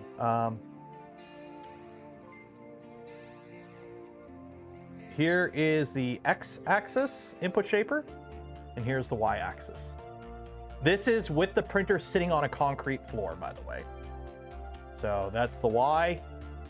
The X is really clean. The Y the Y could be better, but if you're gonna see, if you're seeing humps, it's better to have, from my understanding, it's better to have 2 humps than a bunch of like squigglies. Like this, it can deal with. It can clean this up. Like that's the thing. You want the graph to be, you want the spikes to be spiky. You don't want it like, bleh. You want it to be like, because it can cancel that out easier. Because these are the resonances that give you issues. These are the frequencies that give you resonance issues. So, Y is the green one? Where's the green one? Is the Y the green one? No, that's the, what am I looking at? Oh, that's right. On this one, the X is red. On this one, it's the Y. That's the Z. But you can see how much there is because the Y, you're moving the entire gantry front to back, where the X is just the tool head. So you have all this extra mud because you have like everything doing that. But there's the Y. The Y is the green. So that ain't bad. But the other stuff is a little bleh.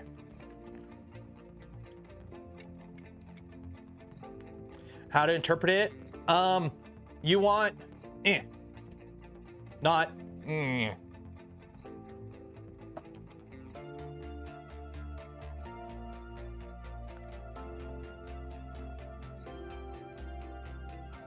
Yeah, it's meant, yeah, the fact that like what is the purple? Purple is X, Y, and Z. Yeah, so purple is like all of it combined. So yeah, there's a lot of Z, which, yeah, that tool head has a lot of flex like this. So if it's oh, that makes sense. When you're doing the X, it's just going back and forth, right? When you're doing the Y, it's doing this, which is letting the whole tool head do that. Speaking of,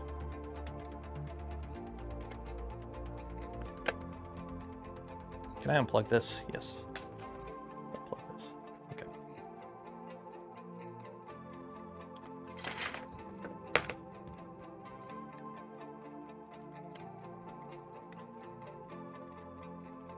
Yeah, it's magnetic. What time? Oh, we're gonna do the draw in a second here. I just want to take a look at something.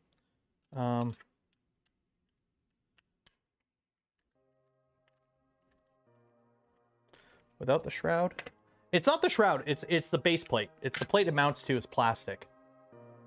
That's where that flex is coming from. But what I want to see is how much of this I can chop off.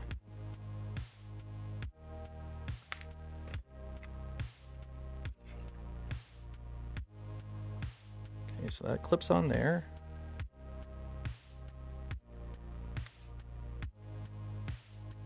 So that goes there. Oh, okay, that slides on. Okay. That slides on like that.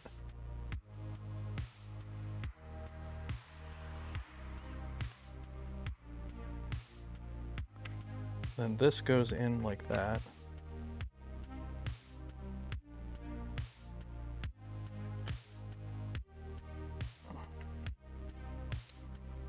I could chop off quite a bit, I think. I'm tempted. I am tempted to hog this thing tomorrow on the stream. Get the Dremel out and clear a bunch of plastic off this. Because this... Where did I put my marker? Basically, this whole front part can come off. Because there is a little shroud in here. Get it out.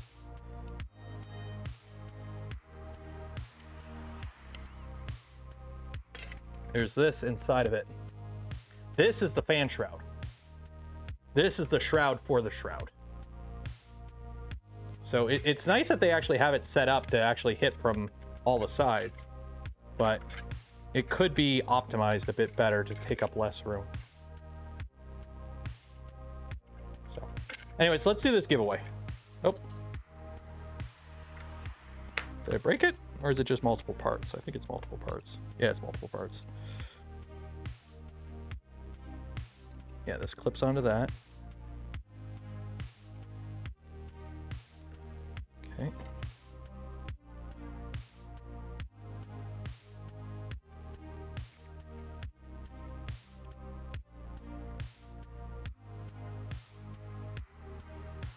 There we go. Okay, let's do this giveaway.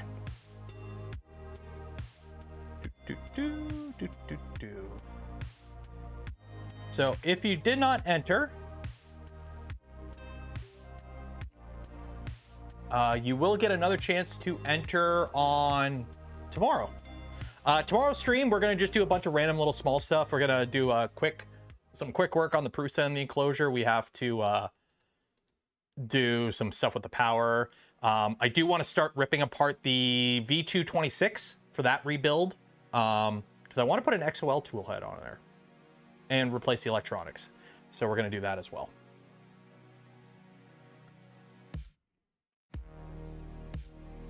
A lot of names entered. Wow. Also, if you haven't hit the like button, like the smash button. Do the thing that the YouTubers tell you to do, because it bigger number, better person or something. I don't know. Okay, I need a number between 1 and 7. I need a number between 1 and 7. 1 and 7. 4. 1, 2, 3, 4. We're gonna wait for this line to get there and spin. It's gonna be the blue line. I guarantee you, it's gonna be the blue line. This is the day. It's gonna come all the way around. It's gonna keep going. It's gonna get a second wind, and it failed. One day. Domentarian. Let me find you here. There we go. So congratulations, Domentarian. You have won yourself a spool of filament from Polymaker. You will get an email from me after the stream ends with information on how to collect your filament from Polymaker. Woo! Okay. So we're gonna call it there. Yeah. This machine now, I'm just gonna go put it aside. When they send updated firmware and like advice and a bunch of stuff to like get this to a state of it's ready to ship, we will take another look at it. But until then, this is a waiting on completion printer. Replace the hot end with a bamboo. Nope, geometry is different. The heat sink is longer. Let's take a look here. As you can see, let me take a look here. I know I have one around somewhere. You're gonna make me dig, aren't you? Here? No. Are you in here? No. Are you in? Here we go.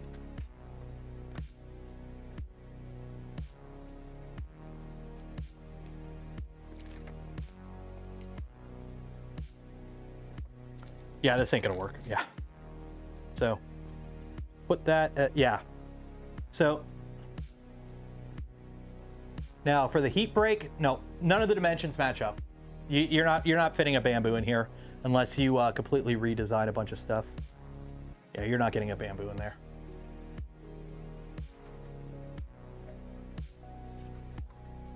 Can the injection molded parts be replaced with 2.4 parts? Nope.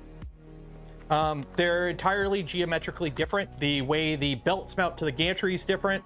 The way the belt pathing is different. You cannot just take Voron parts and put them on here. The only thing that may potentially work is maybe the XY joint and maybe the tool head, but I don't know for sure because I don't have the CAD for this to see if like the belt pathing lines up and the mount points line up. Maybe the XY joints, maybe the tool head, but the idlers and the motor mounts, no, because they mount differently. You would have to redesign the parts. You would have to redesign the parts. So.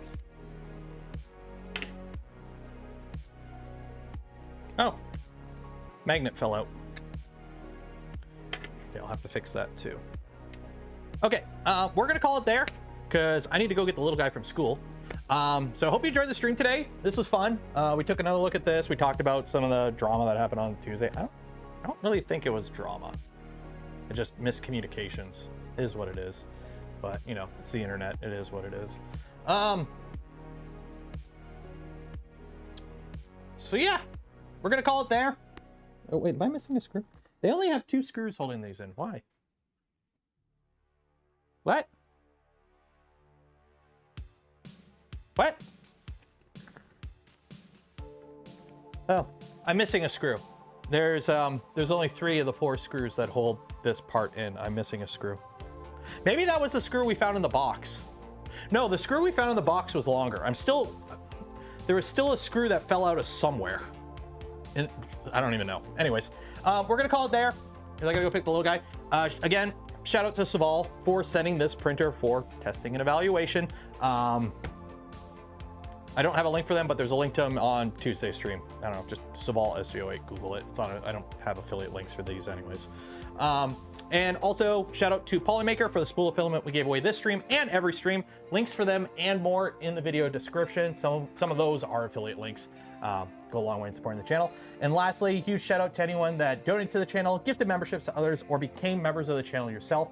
I thank you. I would not be able to do the content I create without your continued support. You make it all possible. So thank you. So we're calling it there. I got stuff to do. It's the weekend. Be safe out there. Wash your hands, and I shall see you tomorrow.